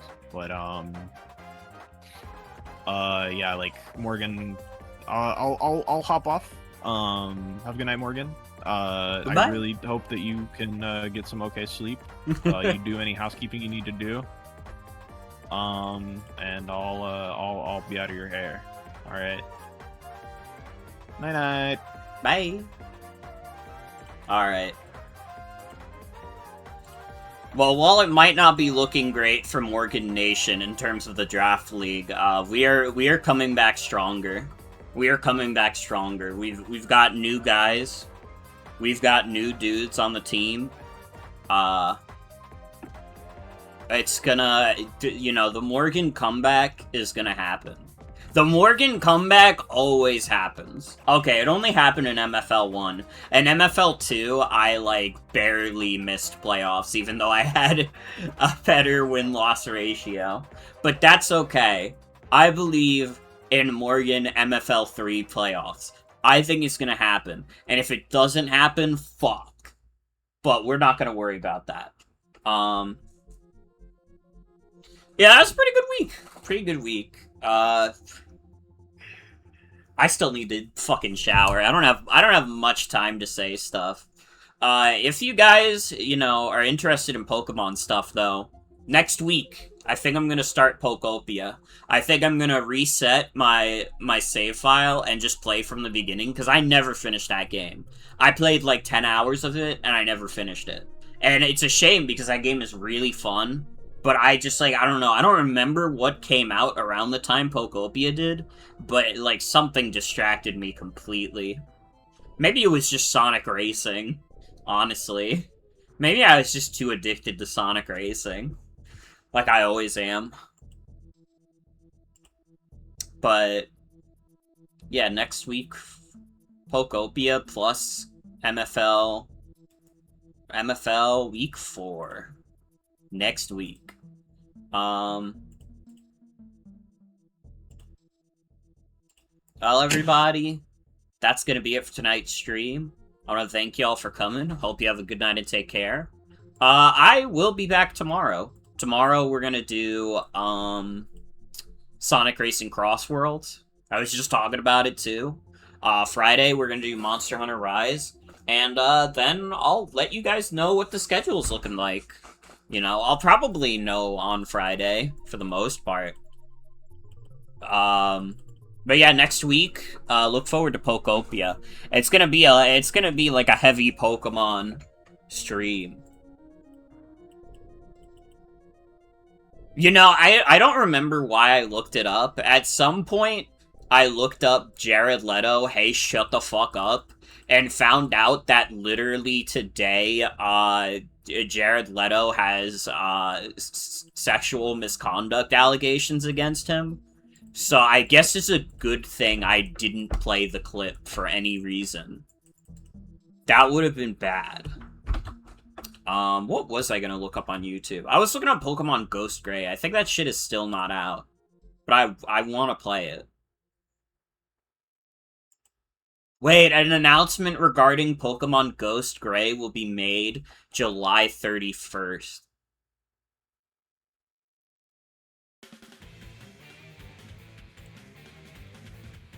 Wait. Dude, maybe we don't start Pokopia next week. Maybe I do Pokemon Ghost Gray instead. We'll see. We'll see how I'm feeling.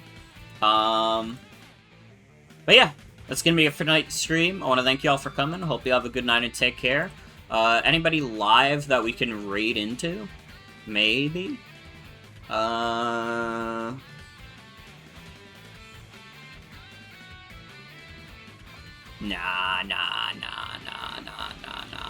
It's okay. It's okay. I mean, we could raid into Socks playing League of Legends, but I can't...